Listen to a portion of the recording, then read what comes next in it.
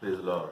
जल्दी आने वाला प्रभु यीशु मसीह के अति पवित्र नाम में सब पवित्र लोगों में मसलन देता हूँ। വേഗം വരുന്ന കർത്താവ് യേശുക്രിസ്തുവിന്റെ നാമത്തിൽ എല്ലാ വിശുദ്ധന്മാർക്കും സ്നേഹവന്ദനം. प्रभु ने और एक दिन हमें दान दिया, ദൈവം ഒരു ദിവസം കൂടെ നമുക്ക് ദാനമായിട്ട് തന്നു. आनंद काल की तैयारी के लिए अवसर दिया. നിത്യതയ്ക്ക് വേണ്ടി ഒരുങ്ങാൻ വേണ്ടിയിട്ട് ഒരു അവസരം കൂടെ തന്നു. अवसर बहुमूल्य है. ഈ അവസരം എന്ന് പറഞ്ഞാൽ ഏറ്റവും മൂല്യതാണ്. सही रीति में हम अपने जीवन को प्रभु के आगमन की तैयारी में रखने के लिए प्रभु ने दिया हुआ मौका है. ശരിയായ രീതിയിൽ കർത്താവ് വളരാനും കർത്താവിൽ നമുക്ക് മുമ്പോട്ട് പോകാനുള്ള നല്ലൊരു അവസരമാണ് കർത്താവ് തന്നിരിക്കുന്നത്. तो मैं ज्यादा आउटलाइन ना करते हुए प्रभु के वचन की ओर बढ़ना चाहता हूँ. ഞാൻ ഡയറക്റ്റ് വചനത്തിൽ പ്രവേശിക്കാൻ ആഗ്രഹിക്കുന്നു. कल मैं वो संदेश देगा बोला था, लेकिन विजयी लोगों का बात बोला तो कोई बात खत्म नहीं हो रहा था, इसलिए विषय पर नहीं जा पाया. ഇതിലെ എനിക്ക് ചില വിഷയങ്ങൾ സംസാരിക്കാൻ ഉണ്ടായിരുന്നു ആഗ്രഹിച്ച് ഞാൻ തയ്യാറെടുത്ത് വന്നതാണ്. എന്നാൽ ജയാളിയെ പറ്റി പറഞ്ഞു അതിന് തന്നെ സമയം അങ്ങ് പോയി. क्योंकि विजयी लोगों के बारे में क्यों प्रभु हमेशा विजयी लोगों को ही चाहता है.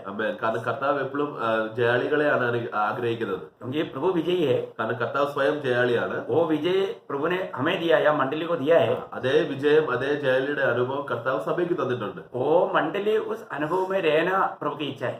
സഭ ആ അവസ്ഥയിൽ എപ്പോഴും അനുഭവിച്ചുകൊണ്ടിരിക്കണം എന്നാണ് കർത്താവിന്റെ ആഗ്രഹം. अगर वो अनुभव में हम बना नहीं रहेगा तो प्रभु का दिल को कितना दुख रहेगा. അപ്പൊ ആ അനുഭവത്തിൽ സഭ അല്ലെങ്കിൽ നമ്മൾ ആ അനുഭവത്തിൽ നമുക്ക് നിലനിൽക്കാൻ പറ്റുന്നില്ലെങ്കിൽ കർത്താവിന് എത്ര ദുഃഖമായിരിക്കും. हमें उस समझ से मैं विजयी हूं करके उस ज्ञान से हमें नीचे गिराने के लिए वो प्रयास करता है विरोधी.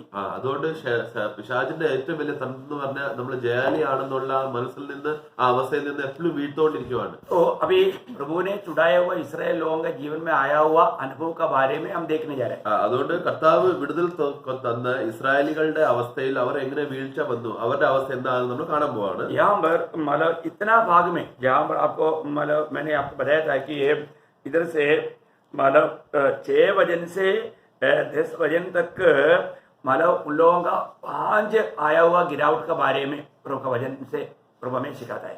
അവിടെ 1 കൊരിന്ത്യർ 10-ാം അധ്യായത്തിന് 6 തൊട്ട് 10 വരെ വായിക്കുമ്പോൾ 5 പ്രകാരമുള്ള വീഴ്ചയുടെ അവസ്ഥ നമ്മൾ അവിടെ കാണുന്നുണ്ട്. तो मतलब इतना ही मतलब गिरावट नहीं, और भी गिरावट है. ഇത്രയും മാത്രമല്ല, ഇതല്ലാതെ വേറെ അനേക രീതിയിലും കാരണങ്ങളും ഉണ്ട് വീഴാൻ. लेकिन यहाँ पर हमें दृष्टांत रूप में देने के समय में पवित्र आत्मा को इतना ही भया होगा कि ये 5 बात को उठा कर रखा है. എന്നാൽ ഈ ഭാഗത്തില് പരിശുദ്ധാത്മാവിന് ഈ കാര്യങ്ങൾ, ഇവിടുത്തെ ഈ 5 പ്രകാരമുള്ള കാര്യങ്ങൾ വെളിപ്പെടുത്താനുള്ള അവസ്ഥ പരിശുദ്ധാത്മാവ് ഈ ഭാഗത്തിൽ കാണിച്ചു തന്നെ. आज उसके बारे में हम देखने जा रहे हैं. അതുകൊണ്ട് നമ്മൾ ഈ ഭാഗത്തിലാണ് നമ്മൾ ചിന്തിക്കാൻ പോകുന്നത്. मैं आशा करता हूँ वो जल्दी खत्म कर पाएगा क्या. ഞാൻ വിശ്വസിക്കുന്നു, ഞാൻ പ്രതീക്ഷിക്കുന്നു ഇത് പെട്ടെന്ന് തീർക്കാൻ പറ്റുമെന്ന്. मतलब आप लोगों ने सबने पिछले दिन ये भाग को पढ़ा होगा. കഴിഞ്ഞ ദിവസങ്ങളിൽ നിങ്ങൾ ഈ ഭാഗങ്ങൾ വായിച്ച് കാണുമായിരിക്കും. कल इस विषय में नहीं प्रवेश करने के कारण आप दोबारा पढ़ा होगा. ഇന്നലെയും ഈ വിഷയത്തിൽ പ്രവേശിക്കാൻ പറ്റാത്തതുകൊണ്ട് നിങ്ങൾ പിന്നെയും വായിച്ച് കാണും.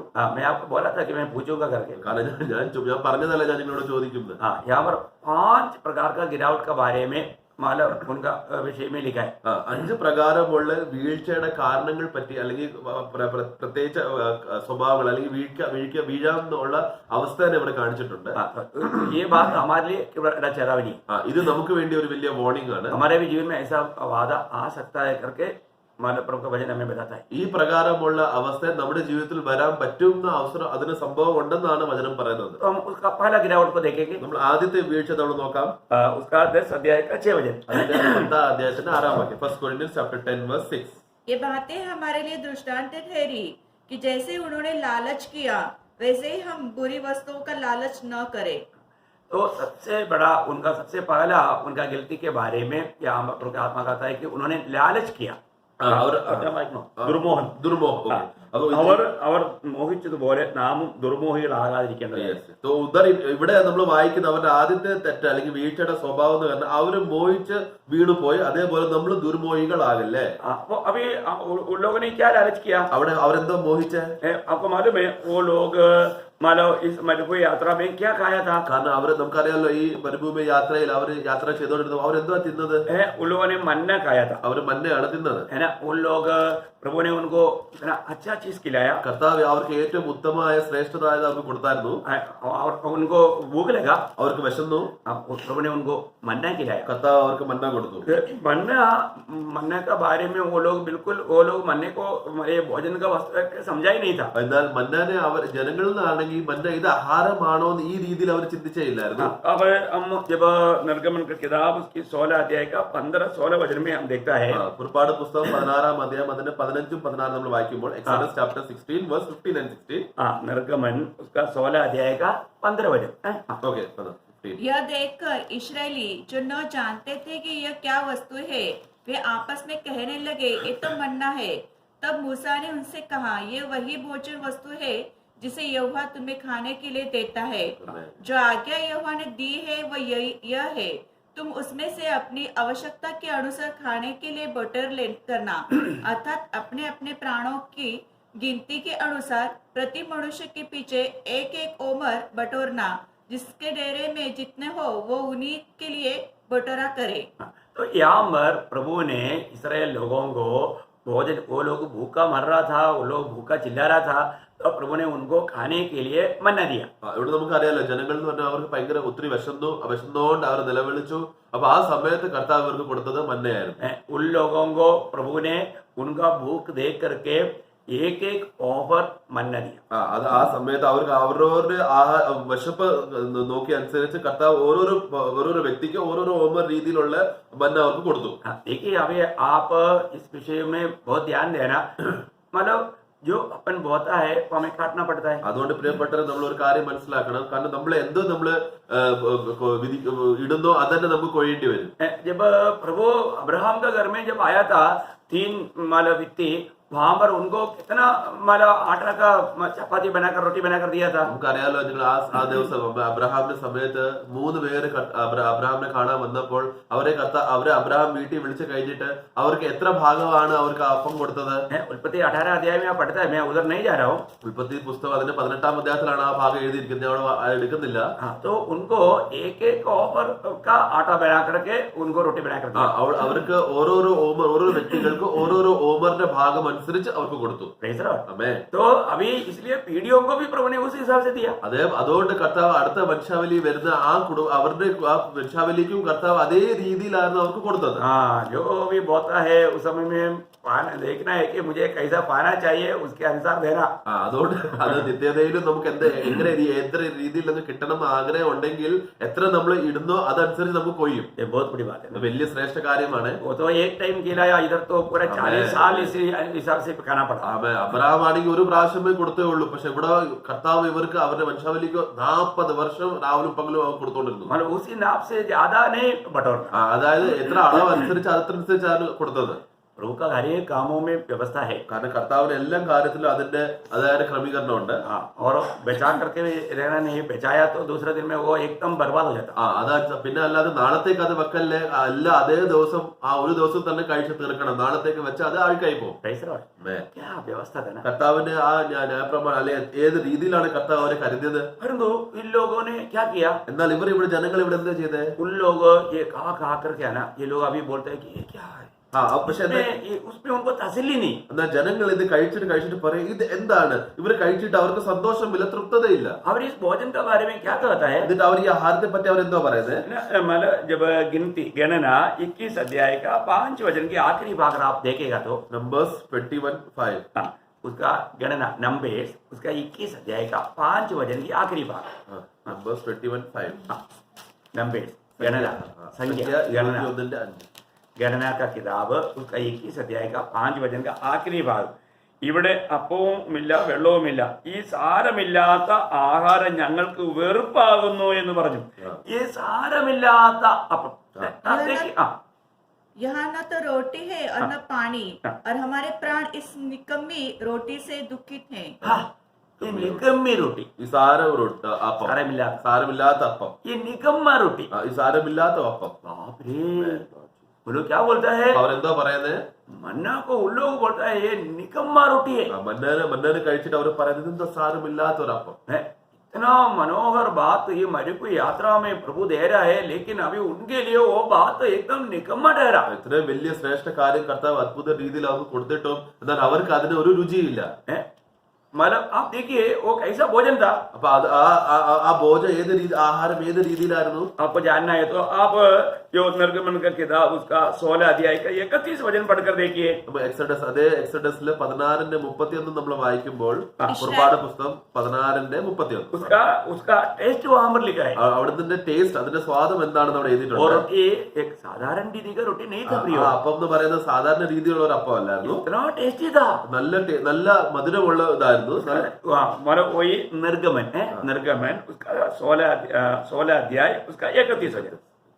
इस्राएल के घराने ने उस वस्तु का नाम मन्ना रखा और वह धनिया के समान श्वेत था धनिया के समान श्वेत था और उसका स्वाद मधु के बनाए हुए पुए का सा था.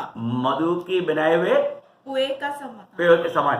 बोलने का मतलब मतलब അത് കൊത്തമ്പലി പോലെയും വെള്ള നിറമുള്ളതും തേൻ കൂടിയ ദോശയോടൊത്ത് രുചിയുള്ളതുമായിരുന്നു. തേൻ കൂടിയ ദോശ പോലെ രുചിയുള്ളതായിരുന്നു. അതിക്ക് ഇത്ര ടേസ്റ്റി था. അപ്പൊ അതിന്റെ രുചി നോക്കി എത്ര നല്ല സ്വാദം ഉണ്ടായിരുന്നു. मधु से मीठा कुछ नहीं है ना. തേനേക്കാളും രുചികരണം വേറെ ഒന്നും ഇല്ലല്ലോ. इतना टेस्टी. എത്ര നല്ല സ്വാദമുള്ളത്.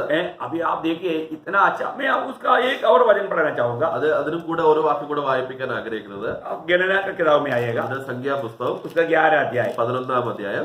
उसमें उसका और एक खूबी लिखा है. उसका गणना 11 अध्याय में സംഖ്യാപുസ്തകം 11-ാം അധ്യായം उसका 7-8 വചനം. 7-8 മഞ്ഞയോ കൊത്തമ്പാരി പോലെയും അതിന്റെ നിറം ഗുൽഗുലുവിന്റേത് പോലെയും ആയിരുന്നു. ജനം നടന്നു പെറുക്കി തിരിക്കലിൽ പൊടിച്ചിട്ടോ ഉരലിൽ ഇടിച്ചിട്ടോ കലത്തിൽ പുഴുങ്ങി അപ്പമുണ്ടാക്കും. അതിന്റെ രുചി എണ്ണ ചേർത്തുണ്ടാക്കിയ ദോശ പോലെയായിരുന്നു. എണ്ണ ചേർത്തുണ്ടാക്കിയ ദോശ. मन्ना तो धनिया के समान था और उसका रंग रूप मोती सा का सा था. बोलेगा उसका रंग तक चाहने वाला एक रूप था. അതിന്റെ കളർ വരെ നോക്കി കഴിഞ്ഞാൽ നല്ല ആഗ്രഹിക്കുന്ന നിറമായിരുന്നു. लोग इधर उधर जाकर उसे बटोरते और चक्की में पीसते या खोली में कूटते थे. फिर तसले में पकाते और उनके फुलके बनाते थे और उसकी स्वाद तेल में बनाए हुए पुए के समान था. देखा, तेल में बनाए हुए पुए के समान था. എണ്ണയിൽ ഉണ്ടാക്കിയത് ദോശ പോലെയായിരുന്നു. इतना सुंदर बात है. എത്ര നല്ല കാര്യമല്ലേ. तेल में बनाए हुए पुए के समान. എണ്ണയിൽ ഉണ്ടാക്കിയ ദോശ പോലെ. बहुत बड़ी बात. इतना टेस्टी था. ഇത്രയും നല്ല സ്വാദമുള്ളതായിരുന്നു. इसके बाद में भी उन्होंने क्या बोला? ഇത് ഇത്രയും നല്ല ആഹാരം കഴിച്ചിട്ട് അവരെന്താ പറഞ്ഞേ? ये निकम्मा बोलता है. ഇത് സാരമില്ലാത്തൊരപ്പം. इतना दुख की बात है ना. എത്ര വിഷമിക്കുന്ന ഒരു കാര്യമല്ലേ. प्रियो, इसी भोजन के बारे में, इसका श्रेष्ठता का बारे में बताने के लिए मैं एक और वचन पढ़ना चाहता हूँ. 105 का 40 का बीपा. ഇതിന്റെ സ്വാദത്തിന്റെ ഇച്ചിരി നല്ല കാര്യങ്ങൾ പറയാൻ വേണ്ടിട്ട് 105-ാം സങ്കീർത്തനത്തിന്റെ 40-ാം വാക്യം ബി പാട്ട്. और उनको स्वर्गीय भोजन से तृप्त किया. करेक्ट. उनको स्वर्गीय भोजन से तृप्त किया. അവർക്ക് സ്വർഗീയ അപ്പത്തിൽ നിന്ന് അവരെ തൃപ്തിപ്പെടുത്തി. आप देखिए അപ്പൊ നോക്കിക്കേ क्या बोलता है. ഇവിടെ എന്താ പറയുന്നത്? स्वर्गीय भोजन. അത് സ്വർഗീയ അപ്പമായിരുന്നു. स्वर्गीय भोजन बोलने का अर्थ क्या है? സ്വർഗീയ അപ്പം അത് പറയാൻ കാരണം എന്താ? मैं उसको और भी थोड़ा विशाल आपको समझाता हूं. അതിനും ഇച്ചിരി വിശാലമായിട്ട് പറയാൻ ആഗ്രഹിക്കുന്നത് 78 का 24-25. 48-ന്റെ 78 78 का 24-25. 78-ന്റെ 24-25. അവർക്ക് തിന്മാൻ മന്ന ഭക്ഷിപ്പിച്ചു. സ്വർഗീയ ധാന്യം അവർക്ക് കൊടുത്തു. മനുഷ്യർ ശക്തിമാന്മാരുടെ അപ്പം തിന്നു. അവൻ അവർക്ക് തൃപ്തിയാവും വണ്ണം ആഹാരം അയച്ചു. और उनके लिए खाने को मन्ना बरसाया और उन्होंने स्वर्ग का अन्न खाया. स्वर्ग का अन्न खाया. मनुष्य को स्वर्ग की रोटी मिली. स्वर्ग की रोटी मिली. उसने उनको मनमाना भोजन किया. मनमाना भोजन किया. बोलने का अर्थ क्या है प्रियो? मतलब उस स्वर्ग का भोजन, इतना श्रेष्ठ भोजन है, उनको खिलाया. लेकिन वो लोगों ने खा कर क्या बोला? ഇത്രയും നല്ല സ്വർഗീയ ഭക്ഷണം അവർക്ക് കൊടുത്തു കഴിഞ്ഞിട്ടും കഴിച്ച് അവരെന്തോ പറഞ്ഞേ? वो लोग उसमें संतुष्ट नहीं था. അതിൽ അവർ തൃപ്തരല്ലായിരുന്നു. इतना दुख भरा बात है. ഇത്ര ദുഃഖമുള്ള കാര്യമല്ലേ. मतलब ये क्या बात कहता है? ഇതെന്തോ പറയാൻ ഉദ്ദേശിക്കുന്നത്? मतलब उन लोग अपने जीवन में इतना अनोखी चीज पाया, लेकिन उसमें वो संतृप्त नहीं रहा. അതാണ് ഇത്ര അത്ഭുത രീതിയിലുള്ള അവർക്ക് ആഹാരം ഭോജനം കിട്ടി കഴിഞ്ഞിട്ടും അതിലും അവർക്ക് സന്തോഷമില്ലായിരുന്നു. मतलब उनके जीवन में वो संतुष्टि ना रहते हुए उसमें गिर गया। അവരുടെ ജീവിതത്തിൽ ആ സന്തോഷം ഇല്ലാത്തതുകൊണ്ട് അവർ വീട് പോയി. आपको मालूम है कि आज मसीह जीवन में यही बात हम देखते हैं। ഇന്ന് നമ്മൾ ക്രിസ്ത്യ ജീവിതം നോക്കിക്കഴിഞ്ഞാൽ ഇതല്ലേ നമ്മൾ കാണുന്നത്. कई बार लोग क्या बोलते हैं, അനേകർ എന്താ പറയുന്നത്, मेरे को रहने के लिए एक अच्छा घर नहीं, एक अच्छा घर मिल गया तो बहुत अच्छा था। എനിക്ക് താമസിക്കാൻ നല്ല വീടില്ല, നല്ല വീടുണ്ടായിരുന്നെങ്കിൽ നല്ലതായിരുന്നു. अच्छा घर मिलने के बाद में फिर क्या बोलता है, നല്ല വീട് കിട്ടിക്കഴിഞ്ഞിട്ട് പിന്നെ അവരെന്താ പറയുന്നത്, मेरे पास एक साइकिल तक नहीं, एक साइकिल मिलने से अच्छा था। എനിക്ക് എന്റെ കയ്യിൽ ഒരു സൈക്കിളും ഇല്ല, സൈക്കിൾ കിട്ടിയായിരുന്നെങ്കിൽ നല്ലതായിരുന്നു. साइकिल मिल गया तो फिर क्या बोलता है, സൈക്കിൾ കിട്ടിക്കഴിഞ്ഞിട്ട് പിന്നെ എന്ത് പറയും, क्या ये साइकिल कितना दिन चलेगा, मेरे को एक स्कूटर मिलने से कितना अच्छा था, स्कूटर मिलेगा तो अच्छा था। ഈ സൈക്കിൾ ഞാൻ എത്ര ദിവസം ഇങ്ങനെ കഷ്ടിച്ച് ഓടിക്കണം, ഒരു സ്കൂട്ടർ കിട്ടിയായിരുന്നെങ്കിൽ എത്ര നല്ലതായിരുന്നു. स्कूटर मिल गया, സ്കൂട്ടർ കിട്ടി. स्कूटर मिलने के बाद में क्या बोलते हैं, कब तक ये मैं स्कूटर चलाऊं, मुझे एक 4 व्हीलर मिलने से, एक गाड़ी मिलने से अच्छा था। സ്കൂട്ടർ ഈ സ്കൂട്ടർ ഞാൻ എത്ര ദിവസം ഇനി ഓടിക്കണം, എനിക്ക് 4 4 വീലറുള്ള ഒരു കാർ കിട്ടിയായിരുന്നെങ്കിൽ എത്ര നല്ലതായിരുന്നു. 4 व्हीलर मिलने से अभी उनको तसल्ली नहीं हो, बोलता है कि मुझे ये 4 व्हीलर में कब तक चलना पड़ेगा, मुझे एक फ्लाइट मिलने से अच्छा था। അപ്പൊ ഈ കാർ കിട്ടിക്കഴിഞ്ഞിട്ട് അത് പറയുക, ഇനി ഈ കാർ ഞാൻ എത്ര ദിവസം ഇങ്ങനെ ഓടിച്ചോണ്ടിരിക്കണം, ഇതിനേക്കാളും നല്ലൊരു ഫ്ലൈറ്റ് ഉണ്ടായിരുന്നെങ്കിൽ നല്ലതായിരുന്നു. बोलने का अर्थ क्या है, അപ്പൊ പറയാൻ ഉദ്ദേശിക്കുന്നത് എന്താ, लोगों को कितना भी मिले तो वो संतुष्ट नहीं, കാരണം മനുഷ്യന് എത്ര കിട്ടി കഴിഞ്ഞാലും അത് സംതൃപ്തനല്ല. कितना वेदनाजनक बात है। എത്ര ദുഃഖമുള്ള കാര്യമല്ലേ. परमेश्वर हमें कितना प्यार करता है, എന്നാൽ കർത്താവ് നമ്മളെ എത്ര സ്നേഹിക്കുന്നുണ്ട്. प्रभु हमें कितना जय के उत्सव के साथ ले चलता है, കർത്താവ് നമ്മളെ എത്ര വിജയത്തോടെ നമ്മളെ കൊണ്ടുപോകുന്നു. प्रभु ने हमारे जीवन में कितनी प्रकार आशीष दिया। കർത്താവ് നമ്മുടെ ജീവിതത്തിൽ എത്ര പ്രകാരമുള്ള അനുഗ്രഹം തന്നിട്ടുണ്ട്. आज आप प्रभु में संतुष्ट है क्या, ഇന്ന് നിങ്ങൾ കർത്താവിൽ നിങ്ങൾ സന്തോഷന്മാരാണോ. प्रभु ने आपको इतना अच्छा अनुभव में रहेगा, इतना उद्धार के आनंद में रहेगा, फिर भी आप आनंदित है क्या। കർത്താവ് നിങ്ങളെ രക്ഷയുടെ സന്തോഷം നിങ്ങൾ തന്നിട്ടും എന്നിട്ടും ആ രക്ഷയിൽ ആ സന്തോഷത്തിൽ നിങ്ങൾ ഉണ്ടോ. अपने आप को परखना, നമ്മളോട് തന്നെ ശോധന ചെയ്യുക. अपने आप को पूछो, നമ്മളോട് തന്നെ ചോദിക്കണം, मैं आज मेरे जीवन में संतुष्ट है क्या, ഞാൻ ഇന്ന് എന്റെ ജീവിതത്തിൽ നിന്ന് ഞാൻ തൃപ്തനാണോ, मैं आनंदित है क्या। ഞാൻ സന്തോഷത്തിലാണോ. प्रभु के साथ नाता सही रहेगा तभी ये सच में संतुष्टि के जीवन बिता पाएगा। കർത്താവുമായിട്ട് ശരിയായ ബന്ധം ഞാൻ വച്ചാലേ ഞാൻ യഥാർത്ഥ തൃപ്തവും സന്തോഷമായിരിക്കാൻ പറ്റുള്ളൂ. प्रभु में जीवन के बारे में 2 कोरिन्थी उसके 9 अध्याय का 8 वचन में हम देखता है, 2 കൊരിന്ത്യർ 9:8 വാക്യത്തിൽ നമ്മൾ വായിക്കുന്നത് 2 Corinthians 9:8, നിങ്ങൾ സകലത്തിലും എപ്പോഴും പൂർണ്ണ തൃപ്തിയുള്ളവരായി സകല സൽപ്രവൃത്തിയിലും പെരുകി വരുമാറ് നിങ്ങളിൽ സകല കൃപയും പെരുക്കുവാൻ ദൈവം ശക്തനാകുന്നു. നിങ്ങൾ എപ്പോഴും സകലത്തിലും പൂർണ്ണ തൃപ്തിയുള്ളവരായി. आपको मिल गया ना 2 कोरिन्थी 9 अध्याय का 8 वचन, 2 कोरिन्थी 9 का 8। परमेश्वर सब प्रकार का अनुग्रह तुम्हें बहुताई से दे सकता है, जिससे हर बात में और हर समय सब कुछ जो तुम्हारे आवश्यकता का हो तुम्हारे पास रहे, और हर एक भले काम के लिए तुम्हारे पास बहुत कुछ हो। देखिए एक बात आपको जानना है ഒരു കാര്യം നമ്മൾ അറിയേണ്ടത്, कि हमारे जीवन में हमारे प्रभु हमें हर प्रकार हमें एक संपूर्ण आनंद में संतृप्ति में रहने में सामर्थ्यवान है। നമ്മുടെ കർത്താവ് നമ്മുടെ ഏത് അവസ്ഥയിലും എല്ലാ അവസ്ഥയിലും പൂർണ്ണ രീതിയിൽ സന്തോഷമായ തൃപ്തരായ അവസ്ഥയിൽ വെക്കാൻ കർത്താവ് ശക്തവാനാണ്. वापस एक बार पढ़ना, ഒരു ദിവസം കൂടെ വായിക്കണേ. परमेश्वर सब प्रकार का अनुग्रह तुम्हें बहुताई से दे सकता है। परमेश्वर सब प्रकार का अनुग्रह तुम्हें दे सकता है। കർത്താവ് നിങ്ങൾ എല്ലാ പ്രകാരമുള്ള അനുഗ്രഹം നിങ്ങൾക്ക് തരാൻ പറ്റും. जिससे हर बात में और हर समय सब कुछ जो तुम्हारा आवश्यकता का हो तुम्हारे पास रहे, और हर एक भले काम के लिए तुम्हारे पास बहुत कुछ हो।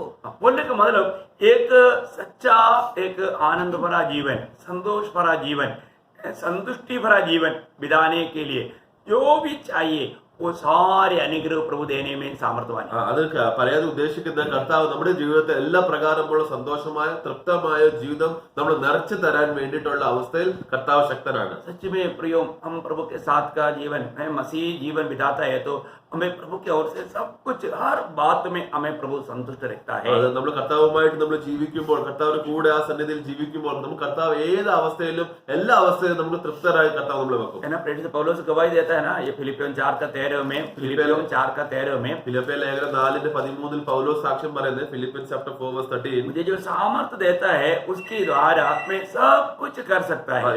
എനിക്ക് ബലം തരുന്ന ആ കർത്താവ് മുഖാന്തരം ഞാൻ എല്ലാം കാര്യം ചെയ്യാൻ പറ്റുന്നുണ്ട്. मुझे सामर्थ्य देने वाला प्रभु के द्वारा मैं सब कुछ कर सकता है। എനിക്ക് ബലം തരുന്ന കർത്താവ് മുഖാന്തരം എനിക്ക് എല്ലാം ചെയ്യാൻ പറ്റുന്നുണ്ട്. हमें ये बात को जानना है। അപ്പൊ ഈ കാര്യം എനിക്ക് അറിയണം. आज मैं वास्तव में संतुष्ट है क्या, ഇന്ന് ഞാൻ യഥാർത്ഥത്തിൽ ഞാൻ സന്തുഷ്ടനാണോ.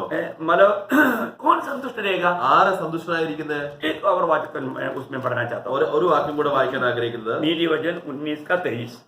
പ്രൊവേർബ്സ് 19:23. या मतलब नीति वचन 19 का 23 वचन पढ़ रहा हूँ. പ്രൊവേർബ്സ് 19:23. യഹോവ ഭക്തി ജീവഹേതുകമാകുന്നു, അതുള്ളവൻ തൃപ്തനായി വസിക്കും. Amen. यहोवा का भय मानने से जीवन बढ़ता है और उसका भय मानने वाला ठिकाना पाकर सुखी रहता है. वो उसका भय मानने वाला, उसका आदर करने वाला ठिकाना पा करके सुखी रहता है. उस पर विपत्ति नहीं पड़ने की. देखा, उसके ऊपर विपत्ति नहीं पड़ने का. അവന്റെ മേളിൽ ഒരു ദുഷ്ടതയും വരുത്തില്ല. कितना बड़ी बात है. ഇത്ര വലിയ കാര്യമല്ലേ? वो ठिकाना पाकर सुखी रहेगा.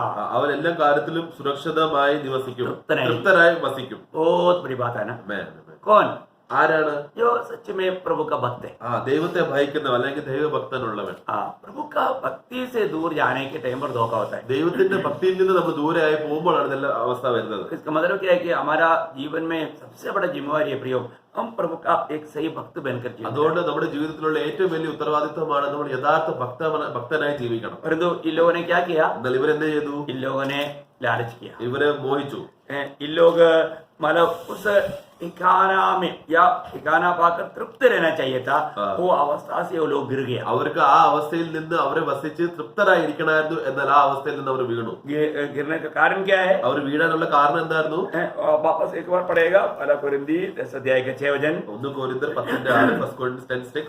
ये बातें हमारे लिए दृष्टांत ठहरी कि जैसे उन्होंने लालच किया. उन लोगों ने लालच किया. അവരെ മോഹിച്ചു. प्रियो, वो लालच इंसान के जीवन में गिरावट लाता है. മോഹം മനുഷ്യന്റെ ജീവിതത്തിൽ വീഴ്ച കൊണ്ടിരുന്നു. बहुत भयंकर बात है. അത് എത്ര ഗംഭീരമായ കാര്യമാണ്. दुर्मोह अല്ല, दुर्मोह. ദുർമോഹം. तो सबसे बड़ी बात है कि मतलब हमारे जीवन में लालच करना है, ये बुरी लालसा करना, ये गिरावट का कारण. അതുകൊണ്ട് നമ്മുടെ ജീവിതത്തിൽ ദുർമോഹം ചെയ്യുന്നത് അത് നമ്മുടെ വീഴ്ചയുടെ കാരണമാണ്. तो इसलिए अपने आप को परखना है. അതുകൊണ്ട് നമ്മൾ തന്നെ ശോധന ചെയ്യണം. हमें किसी प्रकार दूसरे का देख करके भी ऐसा मोह आ सकता है. കാരണം നമ്മൾ മറ്റാരിലും കാര്യങ്ങൾ കണ്ടിട്ട് നമ്മൾ മോഹിക്കാറുണ്ട്. ऐसा मोह हमें आत्मीय जीवन में गिरावट लाएगा. ഈ പ്രകാരമുള്ള മോഹം അല്ലെങ്കിൽ ദുർമോഹം നമ്മുടെ ആത്മീയ ജീവിതം നമ്മളെ വീഴ്ച കൊണ്ടുവരും. दूसरा हमने क्या देखता है वहां पर? പിന്നെ നമ്മൾ എന്താ നോക്കുന്നത്? उसका 7 वचन पढ़िएगा. उसका 10 अध्याय का 7 वचन. 1 कोरिन्थियंस 10:7. और न तुम मूर्ति पूजक बनो जैसे कि उनमें से कितने बन गए थे, जैसा लिखा है लोग खाने पीने बैठे और खेलने कूदने उठे. तो इसका मतलब उनका दूसरा गलती क्या था? അവര് രണ്ടാമത്തെ തെറ്റെന്തായിരുന്നു? वो लोग मूर्ति पूजक बन गए. അവര് വിഗ്രഹ ആരാധനകളായിപ്പോയി. देखिए, मतलब प्रभु ने उनको अपनी महिमा के लिए अलग किया, लेकिन वो लोग बहुत जल्दी वो लोग एक मूर्ति पूजा करने लगे. കർത്താവ് അവർക്ക് ദൈവത്തിന്റെ മഹത്വത്തിന് വേണ്ടി അവരെ മാറ്റി വെച്ചതായിരുന്നു. എന്നാൽ അവർ എത്ര പെട്ടെന്നാണ് അവർ വിഗ്രഹങ്ങളെ ആരാധിക്കാൻ മാറിയത്. आपको मालूम है, जब प्रभु ने मोशे को पहाड़ के और मुझे बुलाया, നമുക്കറിയാലോ ദൈവം മോശേനെ പർവ്വതത്തിൽ വിളിച്ചപ്പോൾ और वो जब आने में देर लगा, എന്നിട്ട് അവൻ തിരിച്ചു മടങ്ങി വരാൻ വേണ്ടി അവൻ താമസമെടുത്തപ്പോൾ, जब निर्गमन 32 अध्याय में हम पढ़ते हैं, मैं वो भागों को अभी मैं पूरा नहीं पढ़ना चाहूंगा. അതിന് എക്സോഡസ് 23 നമ്മൾ വായിക്കുന്നുണ്ടല്ലോ. അവിടെ എല്ലാ വാക്യങ്ങൾ വായിക്കാൻ ആഗ്രഹിക്കുന്നില്ല. उस समय में अहरोन के पास लोग जाकर के बोला, अभी मोशा पहाड़ पर गया, उसको क्या हो गया हमको मालूम नहीं. അപ്പൊ ജനങ്ങൾ താഴെ അവരോട് വന്ന് പറയാതെ മോശ പർവ്വതത്തിൽ പോയി, അവൻ എന്ത് പറ്റി നമുക്ക് അറിയത്തില്ല. अभी हमको ले चलने के लिए हमें ईश्वर बना कर दे दो. അതുകൊണ്ട് നമ്മളെ കൊണ്ടുപോകാൻ വേണ്ടി, നമ്മളെ നയിക്കാൻ വേണ്ടിയിട്ട് ഒരു വിഗ്രഹം അല്ലെങ്കിൽ ഒരു ദൈവത്തെ ഉണ്ടാക്കിത്താ. देखिए कितना भयंकर बात है. അപ്പൊ എത്ര വിഷമമുള്ള കാര്യമല്ലേ. मानो इसी प्रकार लोगों ने मतलब अहरोन के पास आकर के मतलब मांग किया. उसका 32 अध्याय का पहला वचन की आखिरी में लिखा है. അതിന്റെ 32 ഒന്നാം വാക്യത്തിന്റെ അവസാന ഭാഗത്ത് എഴുതിയിട്ടുണ്ട്, നീ എഴുന്നേറ്റ് ഞങ്ങളുടെ മുമ്പിൽ നടക്കേണ്ടതിന് ഒരു ദൈവത്തെ ഉണ്ടാക്കി തരിക. ഞങ്ങളെ മിസ്രൈമിൽ നിന്നും പുറപ്പെടുവിച്ചു കൊണ്ടുവന്ന പുരുഷനായ ഈ മോശയ്ക്ക് എന്ത് ഭവിച്ചു എന്ന് ഞങ്ങൾ അറിയുന്നില്ലല്ലോ എന്ന് പറഞ്ഞു.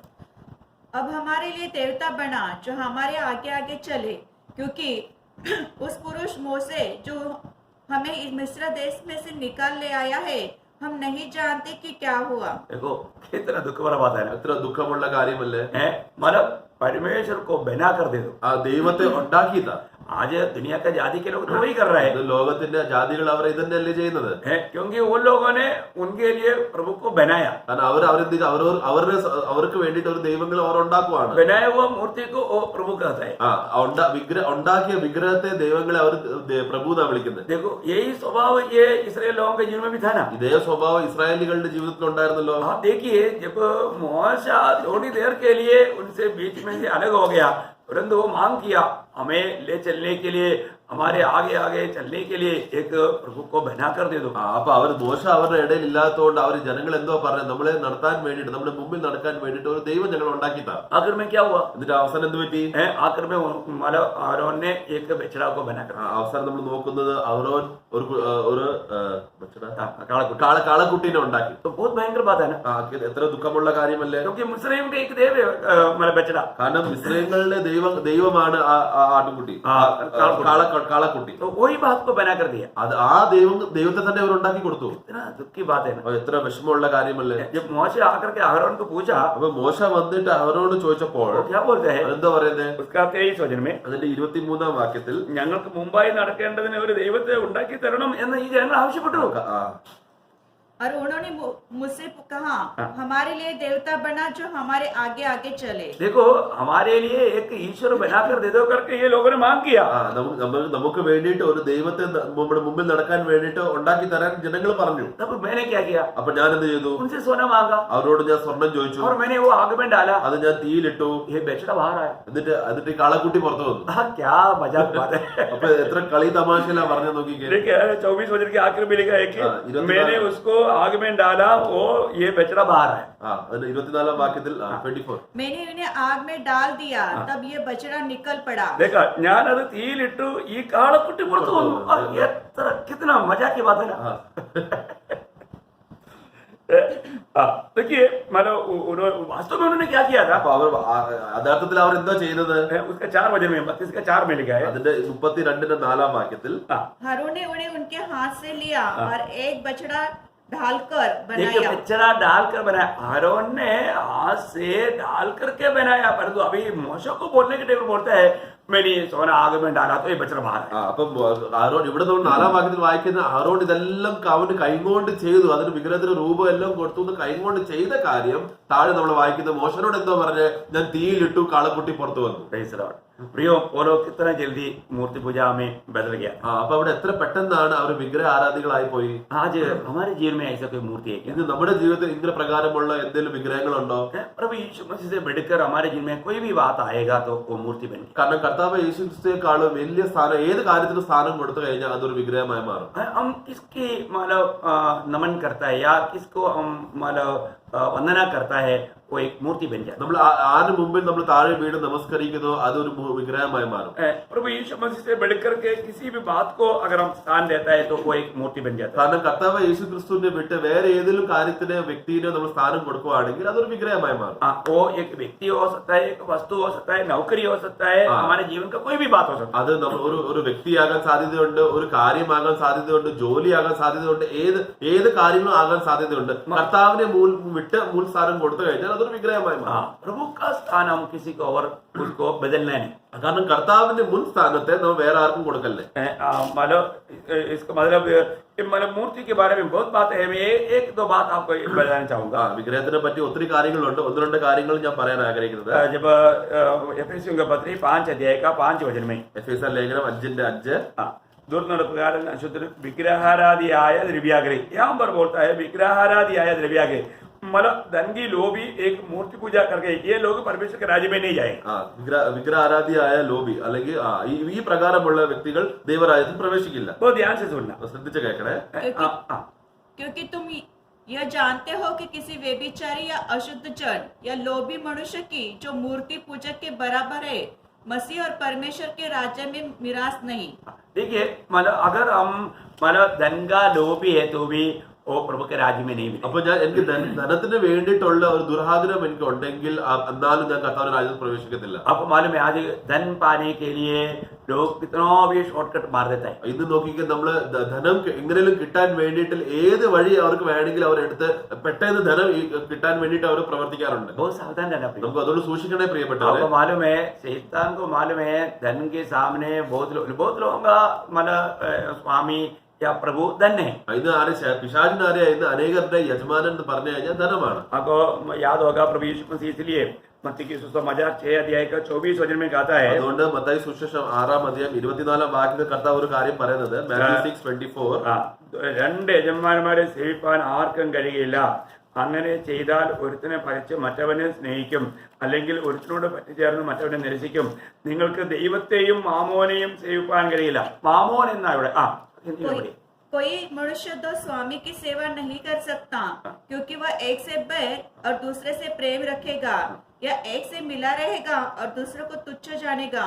तुम परमेश्वर और धन हिंदी में अच्छा आया धन मतलब പണം ഹിന്ദിയിൽ നമ്മൾ വായിക്കുകയാണെങ്കിൽ അത് ധനം, മാമോന് പകരം ധനം എന്നാ പറഞ്ഞിരിക്കുന്നത്. तो एक बात को जानना है कि हमारे जीवन में अगर हम ये धन के सामने, धन के बातों पर आज कितने लोग प्रभु को छोड़ देते हैं. ഇന്ന് ഈ ധനം എന്ന വിഷയത്തിൽ നോക്കുമ്പോൾ എത്ര പേരാണ് ദൈവത്തെ വരെ വിട്ട് കളയുന്നത്. इसलिए उन लोगों को मीटिंग के लिए समय नहीं, वचन पढ़ने के लिए समय नहीं, संगति में आने के लिए समय नहीं, प्रभु का गवाही बनने के लिए समय नहीं. वो समय पूरा ये दुनिया का धन कमाने के लिए लोगों ने छोड़ दिया. അതുകൊണ്ട് ജനങ്ങൾക്കോ ഇന്ന് വിശ്വാസികൾക്കോ കൂട്ടായ്മയ്ക്ക് വരാൻ സന്തോഷമില്ല, സഹോദരന്മാരെ കാണാൻ സമയമില്ല, സാക്ഷ്യം പറയാൻ സമയമില്ല, ആരാധിക്കാൻ അവർക്ക് സമയമില്ല, വചനം വായിക്കാൻ സമയമില്ല. കാരണം ഈ സമയങ്ങൾ അവർ എന്ത് ചെയ്യുക, ലോകത്തിൽ പോയി ധനം എങ്ങനെ സമ്പാദിക്കണം എന്നുള്ള ആഗ്രഹത്തിൽ അവർ ലോകത്തിൽ പോയിരിക്കുക. ये दुनिया को जीतने के लिए उसके पास समय है, അവർ ലോകത്തെ ജയിക്കാൻ അവർക്ക് സമയമുണ്ട്, प्रभु के लिए समय नहीं. എന്നാൽ കർത്താവിന് വേണ്ടിയിട്ട് സമയമില്ല. मेरा प्रिय भाई बहनों, पवित्र लोगों, मैं आपको पूछता हूँ, आपका जीवन में ऐसे अवस्था कभी नहीं होना. അതുകൊണ്ട് പ്രിയപ്പെട്ടവരെ, നിങ്ങളുടെ ജീവിതത്തിൽ കേൾക്കുന്ന സഹോദരന്മാരോട് പറയാൻ ആഗ്രഹിക്കുന്ന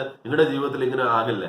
आपके जीवन में प्रथम स्थान, हर बात में, हर समय प्रभु को प्रथम स्थान देना. അമേൻ. നിങ്ങളുടെ ജീവിതത്തിൽ എല്ലാ കാര്യത്തിലും എല്ലാ അവസ്ഥയിലും ഏത് പരിസ്ഥിതി ആയാലും മൂൽ സ്ഥാനം, ആദ്യ സ്ഥാനം കർത്താവിന് കൊടുക്കണം. मैं पिछले दिनों में आपको याद दिलाया, अगला स्थान प्रभु का वचन को पढ़ते हुए प्रभु को सुनना. वचन आप पढ़ता है तो प्रभु आपसे बात करता है. ഞാൻ ഈ കാര്യങ്ങൾ നേരത്തെ നിങ്ങൾ ഓർമ്മിച്ചാണ്. നിങ്ങൾ കർത്താവിന്റെ സന്നിധിയിൽ ഇരിക്കുകയും കർത്താവിന് വചനം ധ്യാനിക്കുകയും കർത്താവിന് ആദ്യ സ്ഥാനം കൊടുക്കുമ്പോൾ കർത്താവ് നിങ്ങളോട് സംസാരിക്കും. കർത്താവിനോട് സംസാരിക്കാൻ വേണ്ടി നിങ്ങൾ കർത്താവിന്റെ സന്നിധിയിൽ നിങ്ങൾ വരണം. जब भी आप वचन सुन रहा है, प्रभु को सुन रहा है. കാരണം നിങ്ങൾ വചനത്തെ നിങ്ങൾ കേൾക്കുമ്പോൾ നിങ്ങൾ കർത്താവിനെയാണ് കേൾക്കുന്നത്. जब भी आप वचन पढ़ रहा है, प्रभु आपसे बात कर रहा है. കാരണം എപ്പോഴും നിങ്ങൾ വചനം വായിച്ചുകൊണ്ടിരിക്കുമ്പോൾ ദൈവം നിങ്ങളോട് സംസാരിച്ചുകൊണ്ടിരിക്കുകയാണ്. प्रभु को हर बात में प्रथम स्थान है. അതുകൊണ്ട് ദൈവത്തിന്റെ എല്ലാ കാര്യത്തിലും മൂൽ സ്ഥാനം കൊടുക്കണം. आपको मालूम है, जब प्रभु यीशु मसीह जब दुनिया में आया तो भी शैतान नहीं छोड़ा. കാരണം നിങ്ങൾക്ക് അറിയുമോ, കർത്താവ് ഈ ഭൂമിയിൽ മനുഷ്യൻ രൂപമായി എടുത്ത് വന്നപ്പോഴും പിശാച് അവനെ വിട്ടില്ല. धन की लालच में गिराने की कोशिश किया. അവനും ധനത്തിന്റെ മോഹത്തിൽ വീഴ്ത്താൻ വേണ്ടി പിശാച് നോക്കി. आपको मालूम है, जब मत्ती 4 अध्याय का 8-9 वचन जब पढ़ेगा, മത്തായി സുവിശേഷം 4-ാം അധ്യായം അതിന്റെ 8-9 വാക്യങ്ങൾ വായിക്കുമ്പോൾ ये एक ऊंचा पहाड़ पर ले जा करके सारा दुनिया का सारे वैभव दिखा करके शैतान बोलता है, एक बार तुम मेरा गिर कर नमन कर, नमस्कार कर, मैं ये सब कुछ तुम्हें दूंगा. അപ്പൊ പിശാച് അവനെ പഹാഡ് മൗണ്ടനിലെ ഏറ്റവും മേളിൽ ഭാഗത്തിൽ കൊണ്ടുപോയി കഴിഞ്ഞ്, പർവ്വതത്തിന്റെ മേളിൽ സ്ഥാനം കൊണ്ടുപോയി കഴിഞ്ഞിട്ട് ഈ ലോകത്തിലുള്ള സകല മഹത്വവും അതിന്റെ ആരുമ്പടിയും എല്ലാം സ്വന്തം കാര്യങ്ങൾ ഒരു ക്ഷണ നേരത്തെ എല്ലാം കാണിച്ചിട്ട് പറഞ്ഞു, ഈ ലോകം അതിന്റെ മോഹം അത് എന്റെ കയ്യിലാണ്, നീ എന്നെ താഴെ വീണ് നമസ്കരിച്ച ഇതെല്ലാം ഞാൻ നിനക്ക് തരാം. आप देखिए, दुनिया जीतने के लिए, കാരണം ലോകത്തെ നേടാൻ വേണ്ടിയിട്ട്, दुनिया का धन पाने के लिए, ലോകത്തിന്റെ ധനം കിട്ടാൻ വേണ്ടിയിട്ട് लोग इस प्रकार मतलब उस धन के सामने गिर करके दंडवत करते हैं. ഇന്ന് ഈ ലോകത്തിനെ നേടാൻ വേണ്ടിയിട്ട്, ലോകീയ കാര്യം കിട്ടാൻ വേണ്ടി എത്ര പേരാണ് ഇങ്ങനെ പിശാചിന്റെ മുമ്പിൽ, ധനത്തിന്റെ മുമ്പിൽ അവർ താഴെ വീണ് നമസ്കരിക്കുന്നത്. ये बहुत बड़ा मूर्ति पूजा है. ഇതൊരു വിഗ്രഹാരാധനയല്ലേ? मेरे जीवन में ऐसा कोई मूर्ति है क्या? അപ്പൊ എന്റെ ജീവിതത്തിൽ ഈ പ്രകാരമുള്ള ഏത് പ്രകാരമുള്ള വിഗ്രഹമുണ്ടോ? प्रभु को प्रथम स्थान नहीं देने वाला जरूर एक मूर्ति पूजक व्यक्ति है. കാരണം ദൈവത്തിന് ആദ്യ സ്ഥാനം കൊടുക്കാത്ത ഒരു വ്യക്തി അവനൊരു വിഗ്രഹ ആരാധിയാണ്. तो अभी इस्राएल लोगों का एक दूसरा मतलब गिरा हुआ बात, वो लोग मूर्ति पूजा में गिर गया. ഇസ്രായേലിന്റെ രണ്ടാമത്തെ വിഷയം, അവർ താഴെ വീണ് രണ്ടാമത്തെ കാരണമായത് അവർ വിഗ്രഹാരാധികളായിരുന്നു.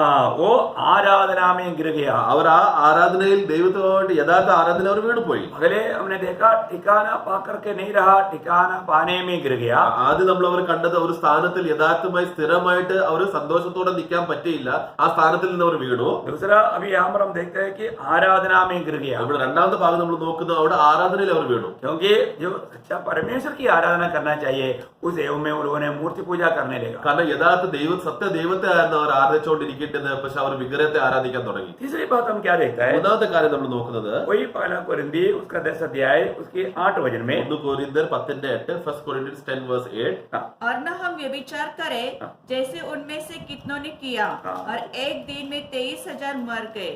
देखिए यहाँ पर हम देखते हैं कि हमारा അവര് ചിലർ പരസംഗം ചെയ്തു, ഒരു ദിവസത്തിൽ 23,000 പേർ വീണുപോയതുപോലെ നാം പരസംഗം ചെയ്യരുത്. പ്രസംഗം ചെയ്യല്ലേ. तो यहाँ पर व्यभिचार में गिर गया. അപ്പൊ അവർ പ്രസംഗത്തിൽ അവർ വീണുപോയി. हमें ये बात को जानना അപ്പൊ ഈ കാര്യം നമ്മൾ അറിയേണ്ടത്, मतलब उनके जीवन में वो लोग व्यभिचारों में गिर गया. അവരുടെ ജീവിതത്തിൽ പ്രസംഗം ചെയ്ത് അവർ വീണുപോയി. आपको मालूम है ये दुनिया का मोह को भी एक प्रकार व्यभिचार कहा गया है. നമുക്കറിയാലോ ഈ ലോകത്തെ മോഹിക്കുന്നത് പോലും പറയുന്നത് പോലും ഒരു പ്രകാരമുള്ള വ്യഭിചാര പ്രസംഗമാണ്. हम लोग याकूब 4:4 में उसका शुरुआत में ही पढ़ता है. യാക്കോബിന്റെ പുസ്തകം 4:4 തുടക്കത്തിൽ നമ്മൾ വായിക്കുമ്പോൾ തന്നെ याकूब 4:4 ജെയിംസ് ചാപ്റ്റർ 4:4 വ്യഭിചാരണികളായുള്ളവരെ, उसकी शुरुआत में ही बोलता है വ്യഭിചാരണികളായുള്ളവരെ, ലോക സ്നേഹം ദൈവത്തോട് ശത്രുത്വമാകുന്നു എന്ന് നിങ്ങൾ അറിയുന്നില്ലയോ? हे व्यभिचारिणियों, हे व्यभिचारिणियों, क्या तुम नहीं जानते कि संसार से मित्रता करनी परमेश्वर से बैर करना है? देखिए, संसार से मित्रता करना परमेश्वर से बैर करना है. ലോകത്തിലുള്ള കൂട്ടുകെട്ട് ലോകവുമായിട്ട് കൂട്ട് ദൈവവുമായിട്ട് ശത്രുത്വം ഉളവാക്കുന്നു.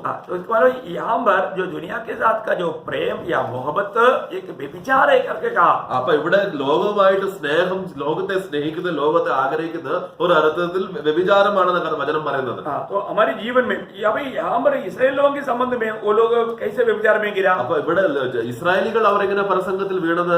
मैं आपको बताऊं, जब गिनतियों की किताब में आप देखता है कि मतलब बालाक को बिलियाम ने एक उपदेश दिया. അപ്പൊ സംഖ്യാപുസ്തകത്തിൽ നമ്മൾ വായിക്കുമ്പോൾ ബാലാക്കിന് ബെലിയാമിന് ഒരു ഉപദേശം കൊടുത്തത്, क्योंकि बालाक बिलियाम को इसराइल के ऊपर श्राप लाने के लिए, श्राप देने के लिए बुलाया. കാരണം ബാലാക്ക് ആണെങ്കിൽ ബലിയാമിന് ഇസ്രായേലിന്റെ മേളിൽ അവർ വരുവേ അവർ ശപിക്കാൻ വേണ്ടിയിട്ടാണ് വിളിച്ചത്. क्योंकि बालाक का ये विश्वास था, बिलियाम जिसको भी श्राप देगा तो श्रापित हो जाएगा. കാരണം ബാലാക്കിന് എന്തോ വിശ്വാസം ഉണ്ടായിരുന്നു, ബലിയാം വന്ന് ആരിലും ശപിച്ചാൽ അവർ ശപിച്ചുപെട്ടു പോകും. क्योंकि वो एक प्रभु का दास है. കാരണം അവൻ ഒരു ദൈവത്തിന്റെ ദാസനല്ലേ, वो प्रभु से बात करता है, അവൻ ദൈവമായിട്ട് സംസാരിക്കുന്നുണ്ടല്ലോ. इसलिए वो श्राप देगा तो उस पर श्राप आए. കാരണം അതുകൊണ്ട് അവൻ ആരിലും മേളിൽ ശാപം കൊടുത്ത് അവർ ശപിച്ചുപെട്ടു പോകും. लेकिन हम देखते हैं कि बिलियाम इसराइल को श्राप नहीं दे सका. എന്നാൽ നമ്മൾ നോക്കുന്നത് ബലിയാം അവൻ ശപിക്കാൻ പറ്റിയില്ല. वो खुद बोलता है कि जिसको प्रभु श्राप नहीं दिया मैं कैसे श्राप दे सकता हूं? അവൻ പറയുന്നത് ദൈവം ഇവരെ ശപിക്കാൻ പറ്റത്തില്ലെങ്കിൽ ചെയ്തിട്ടില്ലെങ്കിൽ ഞാൻ എങ്ങനെ അവരെ ശപിക്കാൻ പറ്റും? जिसको प्रभु ने आशीष दिया तो उसको आशीष ही मिलेगा. കാരണം ദൈവം ആരെ അനുഗ്രഹിച്ചോ അവർക്ക് അനുഗ്രഹമേ കിട്ടുകയുള്ളൂ. Praise the Lord. ആമേൻ. ये बात आपको जानना है. ഈ കാര്യം നമ്മൾ അറിയേണ്ടത്, मानो प्रभु की आशीष को कोई पलट नहीं सकता. ദൈവം അനുഗ്രഹിച്ച ഒരു കാര്യത്തിന് അതിന് വിരുദ്ധമായിട്ട് ആരും ഒന്നും ചെയ്യാൻ പറ്റത്തില്ല. लेकिन ये बिलेयाम एक लालची था. എന്നാൽ ബലിയാം എന്ന് പറഞ്ഞ അവനൊരു ദുർമോഹിയായിരുന്നു. उन्होंने बालाक ने भेजा हुआ वो धन दौलत को पाने के लिए उनका दिल में इच्छा हुआ. അത് കാരണം ബലാമിന് ബലിയാക്ക് അയച്ച ആ ധനം, സമ്പത്തി, കാര്യങ്ങളൊക്കെ അതിൽ അവൻ മോഹിച്ചു പോയി. मैं वो पूरा विस्तार से अभी आपको पढ़ना नहीं चाहता, मैं संक्षिप्त में आपको ये बात को बताता हूं. അതെല്ലാം കാര്യങ്ങൾ ഞാൻ ആഴമായിട്ട് വായിപ്പിക്കാൻ ആഗ്രഹിക്കുന്നില്ല, ജസ്റ്റ് മേളിലെ പൊതുവായിട്ട് കാര്യങ്ങൾ പറയുവാണ്. क्योंकि हमारा समय जल्दी नष्ट होता है. കാരണം സമയം നമ്മൾ ഒത്തിരി പോകും. അതുകൊണ്ട് में अधिक लोग ये बात जानते हैं. നിങ്ങളിൽ അധികം പേര് ഈ കാര്യങ്ങൾ അറിയുന്നതാണ്. आखिर में उन्होंने क्या किया मालूम है? അവസാനത്തിൽ അവർ എന്തോ ചെയ്തത്, मतलब बालाक ने बोले यार कुछ तो तुम श्राप तो नहीं दिया, मैं बहुत आशा से तुमको बुलाया था, कुछ तो उपाय बताओ कि उन लोगों पर कैसे श्राप, तुम श्राप नहीं दिया तो कुछ तो उपाय बताओ. അപ്പൊ ബലാഗ് ബാലാമിനോട് ചോദിക്കുന്നത്, ശരി നീ ശപിക്കാൻ പറ്റില്ലല്ലോ, എന്നാൽ എന്തെങ്കിലും ഒരു വഴി പറഞ്ഞതാ, എന്തെങ്കിലും ഒരു അവസ്ഥ എനിക്ക് ഒരുക്കിത്താക്കാൻ, അവരെ എങ്ങനെയും വീഴ്ത്താൻ, നീ ക്ഷമിക്കാൻ വേണ്ടി കാര്യം ചെയ്യാൻ വേണ്ടി ഒരു വഴി എനിക്ക് ഒരുക്കിത്താ. आपको मालूम है कि बिलियाम ने क्या किया? अभी बिलियाम किस उद्देश्य से यह बात बोला उसका बारे में प्रभु ने जब प्रकाशित वाक्य 2 अध्याय का 14 वचन में നമുക്കറിയാം ബലാം ഈ ഏത് കാര്യം ഉദ്ദേശത്തിൽ പറഞ്ഞോ ആ കാര്യത്തിൽ വേണ്ടിയിട്ട് റെവലേഷൻ 2:14 നമ്മൾ വായിക്കുമ്പോൾ, प्रकटीकरण 2 अध्याय का 14 वचन पढ़ें. വെളിപ്പാട് 2:14, റെവലേഷൻ 2:14. എങ്കിലും നിന്നെക്കുറിച്ച് കൂടുതൽ കുറ്റം പറയാനുണ്ട്. ഇസ്രയേൽ മക്കൾ വിഗ്രഹാർപ്പിതം തിന്നേണ്ടതിന് ദുർനടപ്പ് ആചരിക്കേണ്ടതിനും അവിടെ മുമ്പിൽ ഇടർച്ച വെപ്പാൻ ബാലാക്കിന് ഉപദേശിച്ചു കൊടുത്ത ബിലിയാമിന്റെ ഉപദേശം. पर मुझे तेरे विरुद्ध में कुछ बातें कहनी है, क्योंकि तेरे यहाँ कुछ ऐसे हैं जो बिलाम की शिक्षा को मानते हैं, जिसने बालक को इस्राएल के आगे ठोकर का कारण रखना सिखाया कि वे मूर्तियों पर चढ़ाई की हुई वस्तु खाए और वे विचार करे. देखा यहाँ पर क्या हुआ? ഇവിടെ എന്ത് പറ്റി? मतलब बिलियाम ने बालाक को एक उपदेश दिया. ബിലിയാം ആണെങ്കിൽ ബാലാക്കിന് ഒരു ഉപദേശം കൊടുത്തത്, क्योंकि ये लोग मतलब जातियों से अलग किया वो लोग हैं। കാരണം ഈ ജനങ്ങളുടെ പ്രത്യേകത എന്ന് പറഞ്ഞ ഇവർ അന്യ ജാതികളിൽ നിന്ന് മാറ്റി വെച്ചിരിക്കുകയാണ്. ये अन्य ज्योतियों के साथ अगर ये मिंगल हो जाएगा, അപ്പൊ എന്നാൽ ഇവർ അന്യ ജാതിയായിട്ട് അവർ ഒന്നപ്പെട്ടാൽ वो लोगों के ऊपर श्राप आएगा। അവരുടെ മേൽ ശാപം വരും. इसका मतलब क्या बोलने का अर्थ क्या है? അപ്പൊ അതിന്റെ അർത്ഥം പറയാൻ ഉദ്ദേശിക്കുന്നത് എന്തായിരുന്നു? बालक, अगर तुम्हारे राज्य में सुंदर लड़कियां हैं तो ബാലക്കെ നിന്റെ രാജ്യത്തിൽ സുന്ദരമായ പെണ്ണുങ്ങൾ ഉണ്ടെങ്കിൽ इन लड़कियों को तैयार करके इनके बीच में भेजो। ഈ പെണ്ണുങ്ങളെ ഒരുക്കിയിട്ട് ഇസ്രായേലിന്റെ ഇടയിൽ അവരെ നടത്തിപ്പിക്കുക. वो लोग उसमें इन लड़कियों पर मोहित होकर के वो लोग इन लड़कियों का कहने के अनुसार वो मतलब प्रसाद भी खाएगा, मतलब गलत काम करके या उनके साथ शादी करके उन पर श्राप आएगा। എന്നിട്ട് ഈ പെണ്ണുങ്ങൾ ഇസ്രായേലികൾ ഈ പെണ്ണുങ്ങളെ നോക്കി കഴിഞ്ഞാൽ ഈ പെണ്ണുങ്ങൾ പറയുന്ന എല്ലാ കാര്യങ്ങളും ഇസ്രായേലികൾ ചെയ്തോളും. അപ്പൊ മൂർത്തികളുടെ മുമ്പിൽ വെച്ച ആഹാരം ഇവർ കഴിക്കും, അവർ വ്യഭിചാരം ചെയ്യും, മോഹിക്കും, എല്ലാ കാര്യത്തിലും അവർ ചെയ്യും. എന്നിട്ട് അവർ ദൈവത്തിന്റെ ശാപത്തിൽ അവർ വീഴും. ओ इस प्रकार करेगा तो परमेश्वर के खिलाफ पाप करेगा। കാരണം ഇങ്ങനെയൊക്കെ കാര്യങ്ങൾ ഇസ്രായേലികൾ ചെയ്തു കഴിഞ്ഞാൽ അവർ ദൈവസന്നിധിയിൽ ദൈവ വിരുദ്ധമായ പാപം ചെയ്യും. हम लोग जब गिनती उसका 31 अध्याय का 16 वचन पढ़ेगा तो അതിന്റെ സംഖ്യാപുസ്തകം 31:16 വാക്യത്തിൽ നമ്പേഴ്സ് 31:16 ഇവരത്രേ പേറിന്റെ സംഗതിയിൽ ബിലിയാമിന്റെ ഉപദേശത്താൽ ഇസ്രയേൽ മക്കൾ യഹോവയോട് ദ്രോഹം ചെയ്യുവാനും യഹോവയുടെ സഭയിൽ ബാധയുണ്ടാകുവാനും ഹേതുവായത്. യഹോവാക്ക് प्रभु के लोगों के बीच में बाधा लाया। पढ़िए। देखो, बिलाम की सम्मति से कोर के विषय में इस्राएलियों से यहोवा का विश्वासघात इन्होंने करवाया और यहोवा की मंडली में मरी फैली। तो मरी फैली, अभी आपको मालूम है कि वो मरी फैलने का कारण क्या है? उन लोगों ने व्यभिचार किया. വലിയ ബാധ അവരുടെ ഇടയിൽ വന്നു. അത് വരാനുള്ള കാരണം എന്താണെന്ന്? കാരണം അവർ വ്യഭിചാരം ചെയ്തു, ദുർമോഹികളായി പോയി, അല്ലെങ്കിൽ വ്യഭിചാരം ചെയ്തു. उन लोग व्यभिचार करके उन लोगों के जीवन बीच में मृत्यु आया. അവർ പരസംഗം ചെയ്തിട്ട് അവരുടെ ഇടയിൽ മരണം വന്നു. अभी हम लोगों ने पढ़ा हुआ भाग में वहां पर 23,000 लोग मर गए लिखा है. നമ്മളവിടെ വായിച്ചത്, നമ്മൾ അത് വായിക്കുമ്പോൾ അവിടെ 23,000 ആൾക്കാർ മരിച്ചു. ആ ദിവസം 23,000 ആൾക്കാർ മരിച്ചു എന്നാണ് നമ്മൾ 1 കൊരിന്ത്യർ 10:8 നമ്മൾ വായിച്ചത്. परंतु यहाँ पर गणना का किताब में लिखा है उसका 25 का 9 में, എന്നാൽ സംഖ്യാപുസ്തകം 25:9 വാക്യത്തിൽ വായിക്കുമ്പോൾ उस 24,000 मारा, 24,000 ആൾക്കാർ മരിച്ചു എന്നാണ്. तो उसको संख्या में फर्क आया ना. അതൊരു സംഖ്യ, ആ എണ്ണത്തിൽ കുറവ് വന്നല്ലോ. मतलब एक ही दिन में 23,000 मारा. ഒരു ദിവസത്തിൽ തന്നെ 23,000 പേര് മരിച്ചു. बाद फिर 1,000 लोग मारा. അത് കഴിഞ്ഞിട്ടാണ് 1000 പേര് മരിച്ചത്. टोटल 24,000. അപ്പൊ എല്ലാരും ഒരുമിച്ച് മരിച്ചത് 24,000 ആണ്. यहाँ पर उस शब्द को आप पढ़ना, मतलब वादा के द्वारा टोटल इतना लोग मारा, मतलब एक ही दिन में 23,000 मारा. അവിടെ വലിയ വാദം വന്നു കഴിഞ്ഞപ്പോൾ ഒരേ ദിവസം പെട്ടെന്ന് 23,000 മരിച്ചു. എല്ലാരും കൂട്ടിക്കഴിഞ്ഞാൽ 2-3 ദിവസത്തെ എല്ലാരും കൂട്ടിക്കഴിഞ്ഞാൽ അവസാന സംഖ്യ എടുത്തു കഴിഞ്ഞപ്പോൾ 24,000 പേര് മരിച്ചു. कई लोग इस बातों को भी छोटी छोटी बातों को लेकर समस्या खड़ा करता है. കാരണം ഈ ചിലവരാണെങ്കിൽ ചെറിയ വാക്യങ്ങൾ വായിച്ചിട്ട് ചെറിയ കാര്യങ്ങൾ പിടിച്ചിട്ട് ഇതിങ്ങനെ തെറ്റാണ്, ബൈബിൾ തെറ്റാണ്, നിങ്ങളൊക്കെ വലിയ കാര്യങ്ങൾ പറയാറുണ്ട്. वो संदेह आपका दिल में भी ना रहने के लिए मैंने वो साफ किया. അതുകൊണ്ട് ഈ കാര്യങ്ങൾ, ഈ ഡൗട്ട് നിങ്ങളുടെ ഇടയിലും വരാതിരിക്കാൻ വേണ്ടിയിട്ടാണ് ഞാൻ ക്ലിയർ ആയിട്ട് പറഞ്ഞത്. उसका मतलब यहाँ पर इसराइल लोगों के जीवन में क्या हुआ? അപ്പൊ അതുകൊണ്ട് ഇസ്രായേലികളുടെ ജീവിതത്തിൽ എന്ത് പറ്റി? वे लोग मतलब इस्राएल संघ में मतलब लोग व्यभिचार किया. इसका मतलब പവിത്ര ജീവൻ में गिर गया. അതായത് ഈ വിഷയത്തിൽ മൂന്നാമത്തെ തെറ്റ് അവർ ചെയ്തത് പറയുമ്പോൾ പ്രസംഗം ചെയ്തിട്ട് വിശുദ്ധിയിൽ അവർ വീണു. मतलब 3 गिरावट हुआ. അപ്പൊ 3 പ്രകാരമുള്ള വീഴ്ച നമ്മൾ കണ്ടല്ലോ. वो लोग ठिकाना पा करके सुखी नहीं रह पाया, उसमें वो गिर गया. അവര് से गिर गया. അവർ സ്ഥിരമായ സ്ഥാനത്തിൽ അവർക്ക് അതിനേരം നിലനിൽക്കാതെ തൃപ്തിയിൽ നിന്ന് അവർ വീണു. सच्चा आराधना, प्रभु की आराधना करना चाहिए था. वो लोगों ने मूर्ति पूजा में होकर के आराधना की बात पर गिर गया. യഥാർത്ഥമായിട്ട് ദൈവത്തെ മാത്രം ആരാധിക്കേണ്ട അവസ്ഥയിൽ നിന്ന് മാറി വിഗ്രഹങ്ങളെ അവർ ആരാധിച്ച് ആരാധനയിൽ നിന്ന് അവർ വീണു. तीसरा बात, वो लोग अलग किया हुए लोग है, पवित्र जीवन बिताना चाहिए, परंतु उन्होंने व्यभिचार करके वो लोग पवित्रताई में गिर गया. മൂന്നാമത്തെ കാര്യം, അവർ കർത്താവിന് വേണ്ടി വേർപാട് കിട്ടിയവർ, കർത്താവിന് വേണ്ടി മാറ്റി വേർപാടായുള്ള ജനങ്ങളായിരുന്നു. ആ വേർപാടിൽ നിന്ന് വിശുദ്ധ ജീവിതം ജീവിക്കേണ്ട പകരം അവർ പ്രസംഗം ചെയ്ത് പവിത്ര വിശുദ്ധ ജീവിതത്തിൽ വീണു. विचार हुआ गिरावट.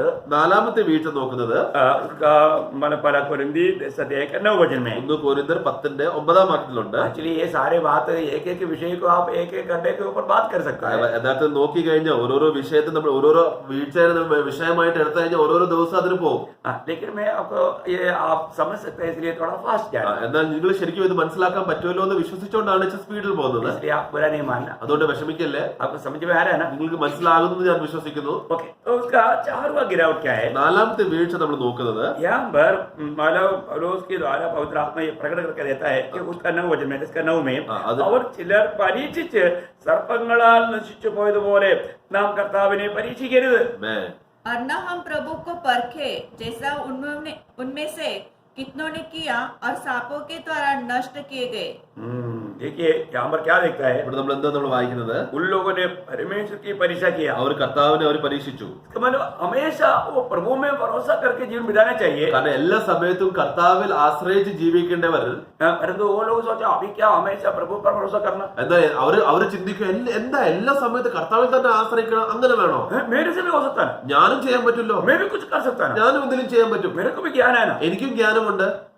जो व्यक्ति इस प्रकार अपनी स्वयं में चला जाता है वो एक प्रकार प्रभु का परीक्षा ले रहा है। കാരണം നമ്മൾ ഒരിക്കലും ഈ രീതിയിൽ സ്വയത്തിന്റെ മോഹത്തിൽ നമ്മൾ സ്വയത്തിനെ ഞാൻ തന്നെ വലിയ ആളാന്ന് ഇങ്ങനെ പറഞ്ഞ് ഈ ചിന്തയിൽ വീഴുവാണെങ്കിൽ ഒരു അർത്ഥത്തിൽ അവർ ദൈവത്തെ പരീക്ഷിക്കുക. हमारे जीवन में ऐसा धोखा किसी का भी जीवन में आ सकता है। നമ്മുടെ ജീവിതത്തിൽ ഈ പ്രകാരമുള്ള വീഴ്ച അല്ലെങ്കിൽ ചതി വരാൻ സാധ്യതയുണ്ട്.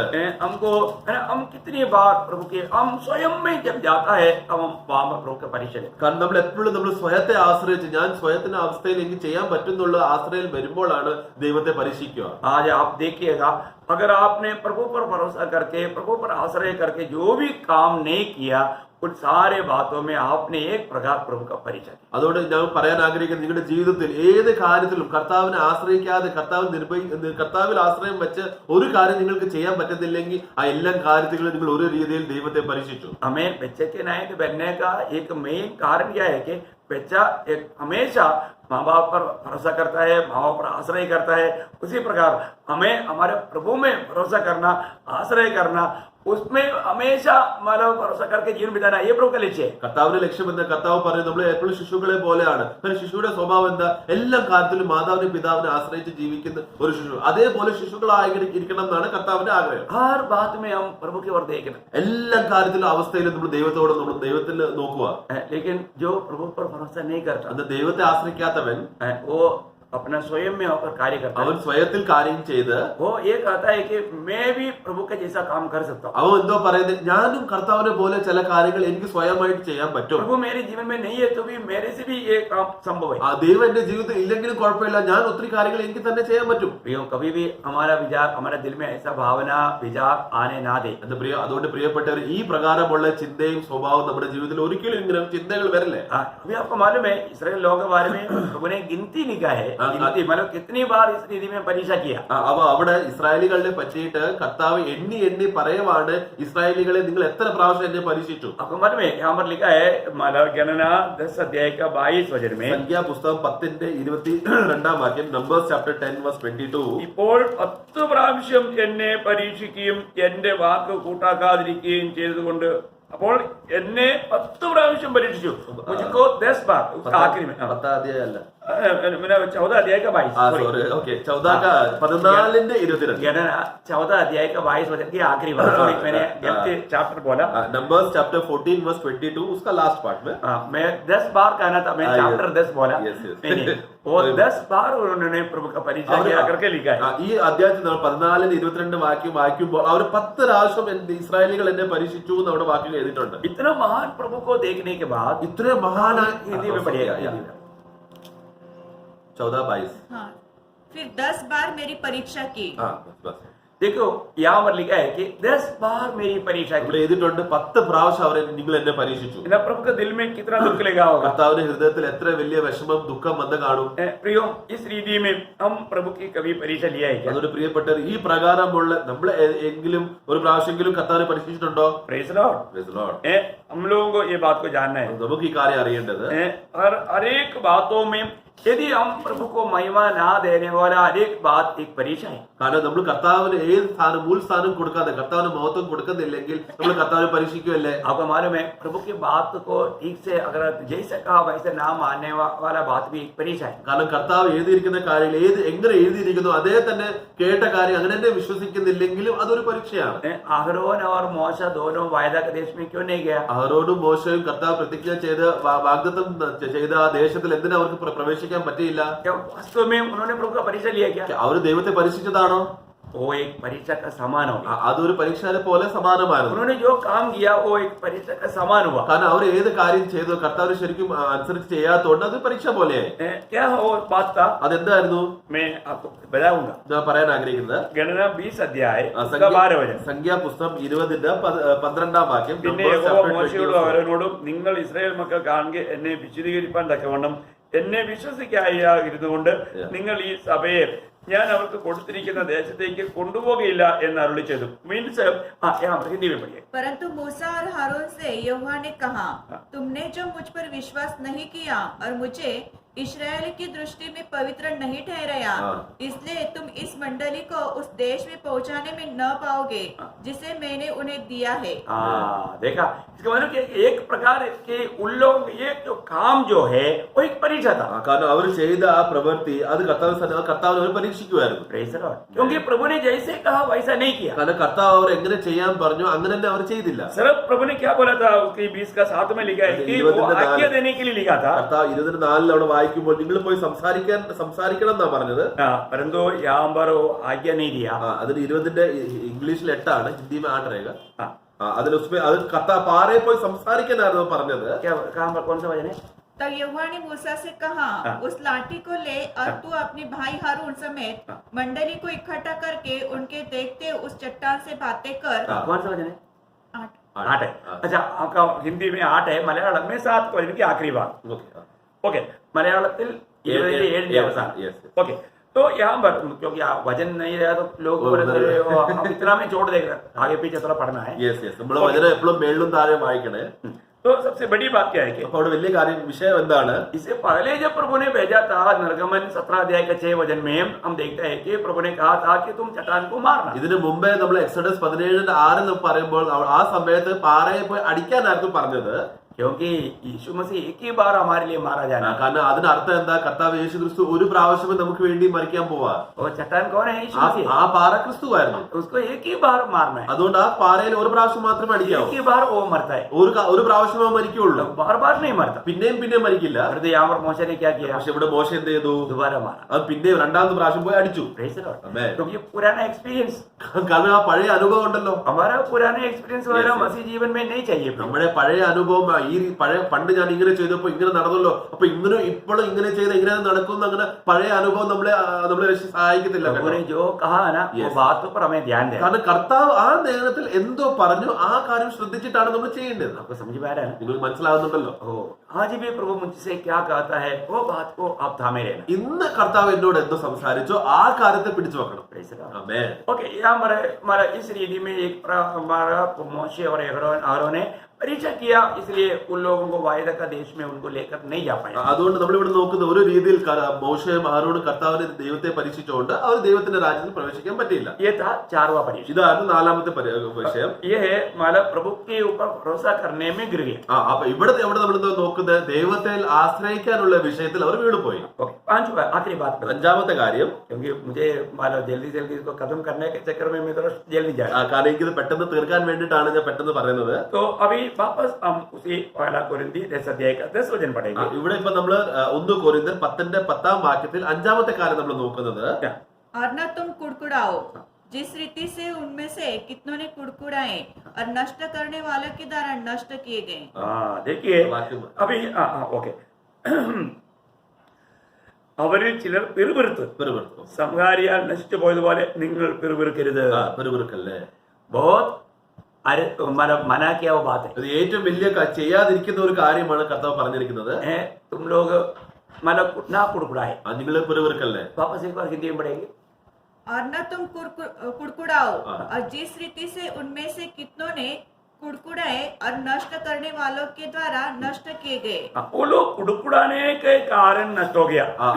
അവിടെ ഇടയിൽ അവിടെ പിരിവിരിച്ചുകൊണ്ട് അവർക്ക് എന്ത് പറ്റി? അവർ നശിച്ചു പോയി. आपको मालूम है कि ये लोग मिस्रैम से कितने लोग निकले थे? നിങ്ങൾക്ക് അറിയാലോ അവര് മിസ്ര ദേശത്തിൽ നിന്ന് എത്ര പേരാണ് ഇറങ്ങിയത്? आपको मालूम? നിങ്ങൾക്ക് അറിയുമോ? टोटल इस गोत्रों में लेवी गोत्र को छोड़ करके योद्धा लोग जो 20 साल से उम्र का कितने लोग निकला मालूम? അപ്പൊ ആ ലേവി ഗോത്രത്തെ എണ്ണാതെ अभी यहाँ पर मतलब लेवी गोत्र को छोड़ करके 20 साल के ऊपर का कितने लोग निकला योद्धा होकर के मालूम है? അപ്പൊ അവിടെ ഇസ്രായേലികൾ നമ്മൾ നോക്കുമ്പോൾ ലേവി ഗോത്രത്തിനെ മാറ്റി കഴിഞ്ഞിട്ട് ബാക്കി 11 ഗോത്രത്തിൽ നിന്ന് യോദ്ധാവായിട്ടുള്ള 20 വയസ്സുള്ള കൂടുതലായിട്ട് യോദ്ധാവായിട്ട് എത്ര പേര് ഇറങ്ങി? ये सब वचन में क्लियर लिखा है। ഇതെല്ലാം കാര്യങ്ങൾ വചനത്തിൽ സ്പഷ്ടമായിട്ട് എഴുതിയിട്ടുണ്ട്. यहाँ पर हम गणना का किताब उसका पहला अध्याय का 46 वचन में സംഖ്യാപുസ്തകം 1-ന്റെ 46-ാം വാക്യം നമ്മൾ വായിക്കുമ്പോൾ गणना पहला अध्याय का 46 वचन നമ്പേഴ്സ് ചാപ്റ്റർ 1 വേഴ്സ് 46 वे लोग 6,03,550 लोग निकले थे। അവര് 6,03,550. वो वापस उसका दूसरा अध्याय का 32 वचन में भी लिखा है। അതിന്റെ 2-ന്റെ 32 നമ്മൾ വായിക്കുന്നത് मतलब जो गिने गए वे लोग जो 20 साल के ऊपर थे वो लोग कितने थे? അവർ എണ്ണപ്പെട്ട അല്ലെങ്കിൽ യോദ്ധാവായിട്ട് 20 വർഷത്തിൽ കൂടുതലുള്ള എണ്ണപ്പെട്ട ജനങ്ങൾ എത്ര ഉണ്ടായിരുന്നു? 6,03,550 लोग थे। 6,03,550.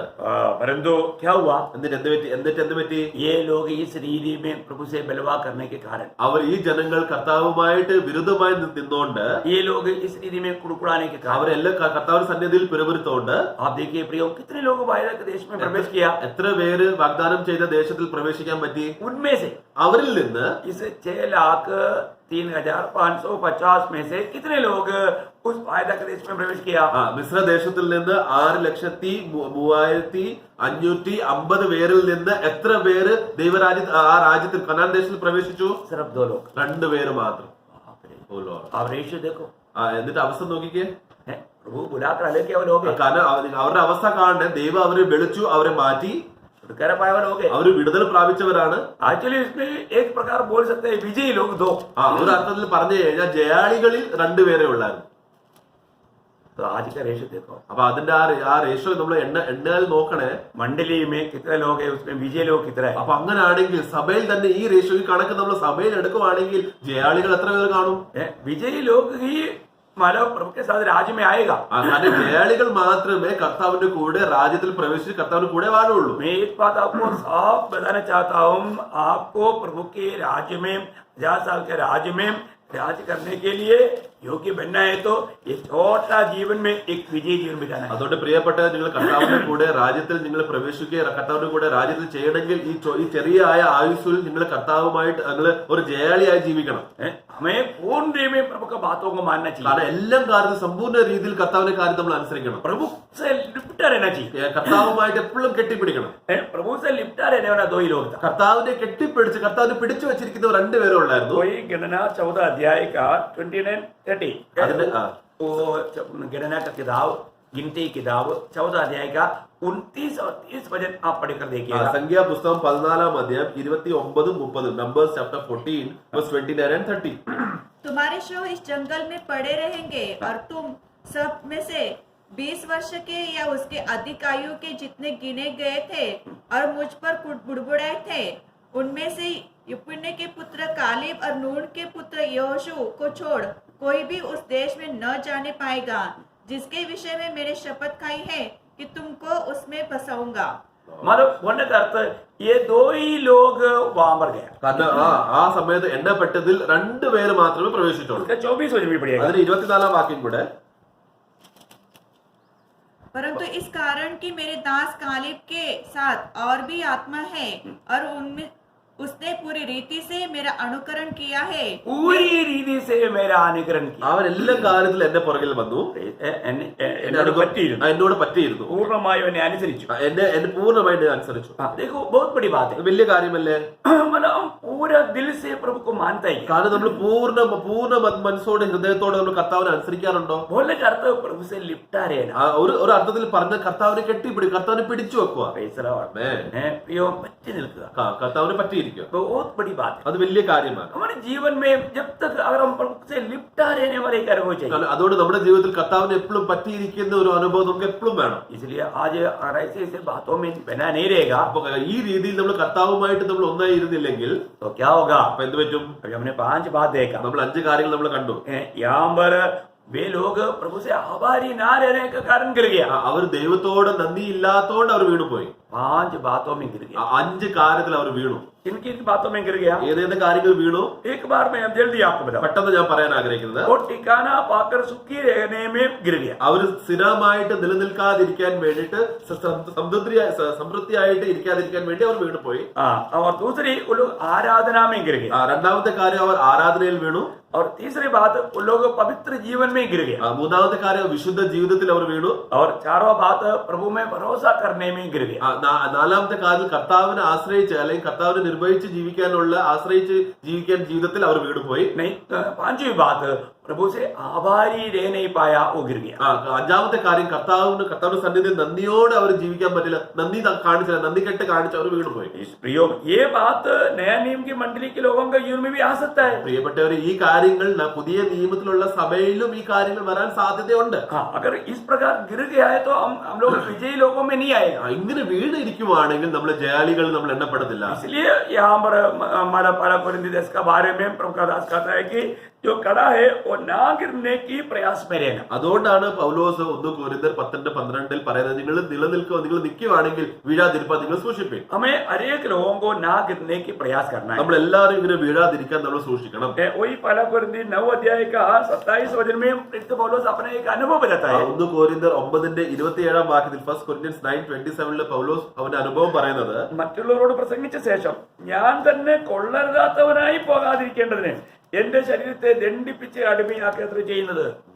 परंतु मैं अपनी देह को मारता कूटता और वश में लाता हूँ, ऐसा न हो कि औरों का प्रचार करके मैं आप ही किसी रीति से निकम्मा ठहरूं. देखा, मतलब अपने जीवन में हमें जरूर परखना है, जानना है, जांचना है और हमें बिल्कुल अपने आप को उस समर्पण में जीवन बिताना है. അതുകൊണ്ട് നമ്മുടെ ജീവിതത്തിൽ നമ്മൾ എപ്പോഴും ശോധന ചെയ്യേണ്ട, പരിശീലിക്കേണ്ട, അല്ലെങ്കിൽ തന്നെ ശോധന ചെയ്ത് അറിയേണ്ട ഒരു കാര്യമാണ്, ഞാൻ കർത്താവുമായിട്ട് ഒന്നായിരിക്കും അധീനമായി അനുസരിച്ച് ജീവിക്കുന്നുണ്ടോ. कई बार कुछ गलती हो गया तो लोग क्या बोलते हैं? ചിലപ്പോ എന്തെങ്കിലും തെറ്റായി കഴിഞ്ഞാൽ ജനങ്ങൾ എന്തോ പറയുന്നത്, मेरे जीवन में मेरे को असहनीय हो गया इसलिए मेरे से ऐसे हो गया. എനിക്ക് സഹിക്കാൻ പറ്റിയില്ലായിരുന്നു, അതുകൊണ്ടാണ് ഞാൻ അത് അങ്ങനെ ചെയ്തു പോയി. नहीं तो मैं ऐसे नहीं करता. അല്ലെങ്കിൽ ഞാൻ ഒരിക്കലും ചെയ്യത്തില്ലായിരുന്നു. सारी बात अनुकूल है तो फिर वो लोग बहुत अच्छा है. എല്ലാ കാര്യങ്ങളും നമ്മുടെ രീതിയിൽ സന്തോഷത്തോടെ പോവുകയാണെങ്കിൽ അപ്പോൾ അത് നല്ല സ്വഭാവമുള്ളവരാണ്. कुछ प्रतिकूल आ गया तो എന്നാൽ ഏത് വിഷയത്തിൽ പ്രതികൂലം നമ്മുടെ വിരുദ്ധമായ കാര്യങ്ങൾ വന്നാലോ वहां पर बिगड़ जाता है. നമ്മൾ അവിടെ വഷളായി പോവാ. टोटली हम प्रभु की इच्छा से बाहर चले ആ സമയത്ത് നമ്മൾ കർത്താവിന്റെ ഹിതത്തിന്റെ പുറത്തായി നമ്മൾ പോവാ.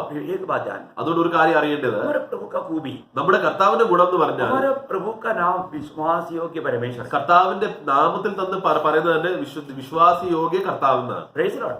वही 1 कोरिन्थी 10 का 13 में क्या लिखा? 1 കൊരിന്ത്യർ 10:13 എന്തോ പറയുന്നത്, മനുഷ്യർക്ക് നടപ്പല്ലാത്ത പരീക്ഷ നിങ്ങൾക്ക് നേരിട്ടിട്ടില്ല, ദൈവം വിശ്വസ്തൻ, നിങ്ങൾക്ക് കഴിയുന്നതിന് മീതെ പരീക്ഷ നേരിടുവാൻ സമ്മതിക്കാതെ നിങ്ങൾക്ക് സഹിപ്പാൻ കഴിയേണ്ടതിന് പരീക്ഷയോട് കൂടെ അവൻ പോക്കുവഴിയും ഉണ്ടാക്കും. तुम किसी ऐसी परीक्षा में नहीं पड़े जो मनुष्य के सहने से बाहर है. परमेश्वर सच्चा है और वह तुम्हें सामर्थ से बाहर परीक्षा में न पड़ने देगा, वरन परीक्षा के साथ निकास भी करेगा कि तुम सह सको. देखिए प्रियो, प्रभु का वचन कितना सत्य है. ദൈവത്തിന്റെ വചനം ഇത്ര സത്യമല്ലേ? मैं आपको बताना चाहता हूँ, ഞാൻ പറയാൻ ആഗ്രഹിക്കുന്നത്, हमारे जीवन में जो भी परीक्षा आता है, നമ്മുടെ ജീവിതത്തിൽ ഏത് പരീക്ഷ വന്നാലും कोई भी परीक्षा हमें सहने के बाहर का नहीं. ആ പരീക്ഷയിൽ ഒരിക്കലും നമ്മൾ സഹിക്കാൻ പറ്റാത്ത വെളിയിൽ നിന്ന് വരുന്നതല്ല, സഹിക്കുന്നതാണ്. प्रभु ऐसा कभी भी आने नहीं देगा. കർത്താവ് നമ്മുടെ ജീവിതത്തിൽ ഈ പ്രകാരം സഹിക്കാൻ പറ്റാത്ത പരീക്ഷ നമ്മുടെ ജീവിതത്തിൽ കൊണ്ടുവരത്തില്ല. प्रभु हमें उसकी लायक बनाने के लिए, उसकी योग्य बनाने के लिए, उसकी जैसा बनाने के लिए ये अनुभव में होकर गुजरने के लिए मौका देता है. കാരണം കർത്താവ് നമ്മളെ കർത്താവിന്റെ സന്നിധിയിൽ യോഗ്യമായി നിൽക്കാനും കർത്താവ് പോലെ ക്രിസ്തുവിനെ പോലെ രൂപത്തിൽ അനുരൂപരാക്കാനുള്ള രീതിയിൽ, അതുകൊണ്ടാണ് പരീക്ഷ നമ്മുടെ ജീവിതത്തിൽ കൊണ്ടുവരുന്നത്. क्योंकि हमारे में मसीह की स्वभाव बढ़ना है. കാരണം നമ്മുടെ ജീവിതത്തിൽ ക്രിസ്തുവിന്റെ സ്വഭാവം വളരണം. तो जब तक परीक्षा या प्रतिकूल नहीं आएगा तो कैसे बढ़ेगा? അപ്പൊ വിരുദ്ധമായ പ്രതികൂലമായ അവസ്ഥ വന്നില്ലെങ്കിൽ നമ്മൾ എങ്ങനെ വളരാൻ പറ്റും? प्रभु विश्वास योग्य है. കാരണം കർത്താവ് എന്ന് പറഞ്ഞ വിശ്വസ്തനാണ്. हमें हर एक परीक्षा में गिरने से प्रभु बचाता है। എല്ലാ പരീക്ഷയിൽ നിന്ന് വീഴാതിരിക്കാൻ കർത്താവ് നമ്മളെ സൂക്ഷിക്കുന്നുണ്ട്. प्रभु हमें साधने के बाहर परीक्षा में पढ़ने नहीं देगा। നമുക്ക് അത് സഹിക്കുന്ന പുറത്ത് നമ്മളെ കൊണ്ടുപോകത്തില്ല. ये प्रभु की विश्वास योग्यता है। ഇത് കർത്താവിന്റെ വിശ്വസ്തതയല്ലേ? आज जितने लोग जेल में पड़े हैं, ऐसे हम भी जेल में पड़ा होने लायक हम एक बुरा व्यक्ति बन सकता था। ഇത് എത്ര പേര് ജയിലിൽ നമ്മൾ പോകുന്നുണ്ട്, ജയിലിൽ പോയിട്ടുണ്ട്. അവരെ പോലെ തന്നെ നമുക്കുമുള്ള സ്വഭാവമുള്ള ജയിലിൽ പോകാനുള്ള എല്ലാ അവസ്ഥയും പരിസ്ഥിതി നമ്മളിലും ആ ഗുണങ്ങളുണ്ട്. परंतु प्रभु ऐसे हमें गिरने नहीं देता। എന്നാൽ കർത്താവ് ആ രീതിയിൽ നമ്മളെ വീഴ്ത്താൻ നമ്മളെ കർത്താവ് സൂക്ഷിച്ചു വെച്ചേക്കുവാണ്. प्रभु विश्वास योग्य है। കാരണം ദൈവം വിശ്വസ്തനാണ്. ऐसा कोई प्रतिकूल हमारे जीवन में प्रभु आने नहीं दिया। ഈ പ്രകാരമുള്ള പ്രതികൂലമുള്ള കാര്യങ്ങൾ, വിരുദ്ധമായ പ്രതികൂല അവസ്ഥ നമ്മുടെ ജീവിതത്തിൽ കൊണ്ടുവന്നിട്ടില്ല. अगर ऐसा प्रतिकूल आएगा, अगर प्रभु की मदद नहीं है, तो निश्चय हम कुछ ना कुछ भयंकर काम करके एक ടെററിസ്റ്റ് ബൻ करके या एक भीगर व्यक्ति बन करके आप जेल जा सकता है। അതുകൊണ്ട് നമ്മുടെ ഏതെങ്കിലും ഇങ്ങനെ അയോഗ്യ നമ്മുടെ ജീവിതത്തിൽ നമുക്ക് സഹിക്കാൻ പറ്റാത്ത ഏതെങ്കിലും ഒരു കാര്യം, പരീക്ഷ നമ്മുടെ ജീവിതത്തിൽ പരീക്ഷ വന്നു കഴിഞ്ഞാൽ കർത്താവ് നമ്മുടെ കൂടെ ഇല്ലെങ്കിൽ ആ അവസ്ഥയിൽ നമ്മൾ വീണുമ്പോൾ നമ്മൾ ഭയാനകമായി പോകും. നമ്മൾ ടെററിസ്റ്റ് ആയ അല്ലെങ്കിൽ ദുഷ്കർമ്മിയായ ഏറ്റവും വലിയ മോശമുള്ള വ്യക്തിയായി മാറും. इसलिए प्रभु का वचन जब यूदा का पत्री 24-25 वचन आपको याद है। അതുകൊണ്ട് യൂദാന്റെ പുസ്തകം 24-25 വാക്യങ്ങൾ വായിക്കുമ്പോൾ ജൂൺ 24-25 यूदा एक ही चैप्टर है। हाँ, यूदा 24-25 वचन। യൂദായിൽ ഒരു അധ്യായമേ ഉള്ളേ. तो വീഴാതെ വണ്ണം നിങ്ങളെ സൂക്ഷിച്ച് തന്റെ മഹിമാസന്നിധിയിൽ കളങ്കമില്ലാത്തവരായ ആനന്ദത്തോടെ നിർത്തുവാൻ ശക്തിയുള്ളവന് നമ്മുടെ കർത്താവായ യേശുക്രിസ്തു മുഖാന്തരം നമ്മുടെ രക്ഷിതാവായ ഏകദൈവത്തിന് തന്നെ സർവകാലത്തിനു മുമ്പേ ഇപ്പോഴും സദാകാലവും തേജസ്സും മഹിമയും ബലവും അധികാരവും ഉണ്ടാകുമാറാകട്ടെ. ആമേൻ. अब जो तुम्हें ठोकर खाने से बचा सकता है और अपनी महिमा की पूरी भरपूरी के सामने मगन और निर्दोष करके खड़ा कर सकता है, उस एकमात्र परमेश्वर हमारे उद्धारकर्ता की महिमा और गौरव और पराक्रम और अधिकार हमारे प्रभु यीशु मसीह के द्वारा जैसे सनातन काल से है, अभी हो और युगानियों के हो। आमीन। प्रियो, प्रभु हमें ना गिरते हुए प्रभु हमें बचा कर रखता है। കാരണം കർത്താവാണ് നമ്മളെ വീഴാതിരിക്കാൻ നമ്മളെ സുരക്ഷിതമായി നമ്മളെ നിർത്തി വെക്കുന്നത്. प्रभु का उस प्रेम के प्रति हमें कितना धन्यवाद देना ആ चाहिए। കർത്താവിന് ഈ പ്രകാരമുള്ള സ്നേഹത്തിന് വേണ്ടി നമ്മൾ എത്ര അധികം നന്ദിയാണ് നമ്മൾ हमारे പറയുന്നത്. प्रभु का विश्वास योग्यता के लिए कितना धन्यवाद നമ്മുടെ देना चाहिए। കർത്താവിന്റെ വിശ്വസ്തതയ്ക്ക് വേണ്ടി നമ്മൾ എത്ര നന്ദിയാണ് പറയേണ്ടത്. पहला कोरिन्थी पहला अध्याय के 9 वचन में लिखा है। 1 കൊരിന്ത്യർ 1:9 നമ്മൾ വായിക്കുന്നത്. पहला कोरिन्थी पहला अध्याय 9 वचन। 1 കൊരിന്ത്യർ 1:9 फर्स्ट कोरिन्थियंस 1:9 उसके परमेश्वर सच्चा है जिसने तुमको अपने पुत्र हमारे प्रभु यीशु मसीह की संगति में बुलाया है। देखा, अपने पुत्र की संगति में हमें बुलाने वाला प्रभु विश्वास योग्य है। അവന്റെ പുത്രന്റെ കൂട്ടായ്മയെ നമ്മളെ വിളിച്ചവൻ ദൈവം എത്ര വിശ്വസ്തനാണ്. Praise the Lord. हमारा प्रभु का विश्वास योग्यता कितना श्रेष्ठ है। നമ്മുടെ ദൈവത്തിന്റെ വിശ്വസ്തത എത്ര ശ്രേഷ്ഠമാണ്. उस संगति में रह करके हम जीवन बिताएंगे तो अपन धन्य लोग बने। ആ കൂട്ടായ്മയിൽ നമ്മൾ നിലനിന്ന കർത്താവ് സന്നിധിയിൽ നമ്മൾ കൂടെ ഇരിക്കുവാണെങ്കിൽ നമ്മൾ എത്ര ധന്യമുള്ള വിശ്വാസികളായി മാറും. हमें प्रभु यीशु मसीह को स्वीकारने के बाद हमेशा उसकी संगति में रहना। കാരണം നമ്മൾ കർത്താവ് യേശു ക്രിസ്തുവിനെ സ്വീകരിച്ച് കഴിഞ്ഞിട്ട് നമ്മൾ എപ്പോഴും കർത്താവിന്റെ കൂട്ടായ്മയിൽ നമ്മൾ നിലനിൽക്കണം. കൊളോസ്യം 2:6 में हम पढ़ता है। കൊലോസ്യ ലേഖനം 2:6 വാക്യം നമ്മൾ വായിക്കുന്നത്, ആകയാൽ നിങ്ങൾ കർത്താവായ ക്രിസ്തു യേശുവിനെ കൈക്കൊണ്ടതുപോലെ അവന്റെ കൂട്ടായ്മയിൽ നടപ്പീൻ।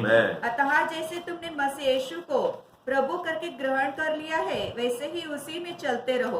प्रभु यीशु मसीह में चलते रहो। കർത്താവ് യേശു ക്രിസ്തുവിൽ നടപ്പീൻ. उसकी संगति में चलना, അവന്റെ കൂട്ടായ്മയിൽ നടക്കണം. उसको छोड़कर नहीं चलना। അവനെ വിട്ട് നമ്മൾ ഒരിക്കലും നടക്കല്ലേ. एक प्रकार प्रेषित पौलुस का शब्द में बोलेगा तो मसीह मुझ में जीवित है। ഒരർത്ഥത്തിൽ പൗലോസ് പറഞ്ഞ ഒരു വാക്കാണ് ക്രിസ്തു എന്നിൽ ജീവിക്കുന്നു. मैं नहीं, मसीह मुझ में जीवित है। ഞാനല്ല ജീവിക്കുന്നത്, ക്രിസ്തു എന്നിൽ ജീവിക്കുന്നു. गलातियन 2:20 है, आपको मालूम है। ഗലാത്യ ലേഖനം 2:20 വായിക്കുന്നത്. प्रेष रहा। ആമേൻ. प्रियो, हमको वो बात को हमारा यकीन करके चलना। അതുകൊണ്ട് ആ കാര്യങ്ങളൊക്കെ നമ്മൾ വിശ്വസിച്ച് നമ്മൾ ജീവിക്കണം. इसलिए आज मैं जी रहा है या मुझ में मसीह जी रहा है। അതുകൊണ്ട് ഇന്ന് ഞാനാണോ ജീവിക്കുന്നത് അതോ എന്നിൽ ക്രിസ്തു ആണോ ജീവിക്കുന്നത്? अपने आप को पूछे। ഇത് നമ്മളോട് തന്നെ ചോദിക്കണം. यदि मैं जी रहा है, मुझ में मसीह दिखाई नहीं देगा।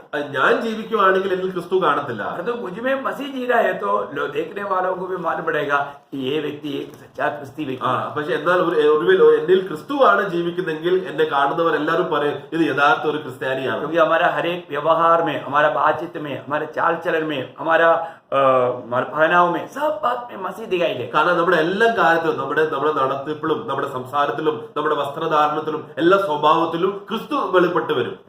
ആമേൻ. प्रभु वही बात को चाहता है। ഈ കാര്യമാണ് കർത്താവ് ആഗ്രഹിക്കുന്നത്. हमारे में मसीह प्रकट हो। നമ്മളിൽ ക്രിസ്തു വെളിപ്പെട്ട് വരണം. हर एक बातों में मसीह हमारे में प्रकट होना। എല്ലാ കാര്യത്തിലും ക്രിസ്തു വെളിപ്പെട്ട് വരണം. हर बात में हम मसीह के रूप बनना। എല്ലാ കാര്യത്തിലും ക്രിസ്തുവിന്റെ രൂപത്തിൽ അനുരൂപരായിരിക്കണം. गलातियों 4:19 में लिखा है, ഗലാത്യ ലേഖനം 4:19 നമ്മൾ വായിക്കുന്നത്, जब तक तुम में मसीह के रूप नहीं बनता, നിങ്ങൾ ക്രിസ്തുവിന്റെ ആ രൂപം വരുന്നവരെ मुझे प्रसवी वेदना है। എനിക്ക് ആ പ്രസവമുള്ള വേദന എന്നിലുണ്ട്. प्रियो, मुझे सुनने वाला सब पवित्र लोगों के बारे में दिल की गहराई में मेरा यही चाहते है। അതുകൊണ്ട് എന്നെ കേൾക്കുന്ന എല്ലാ വിശുദ്ധന്മാരോട് എന്റെ ഹൃദയപൂർവ്വമുള്ള ഏറ്റവും വലിയ ആഗ്രഹം എന്റെ ഉള്ളിലാണ് ഇത്.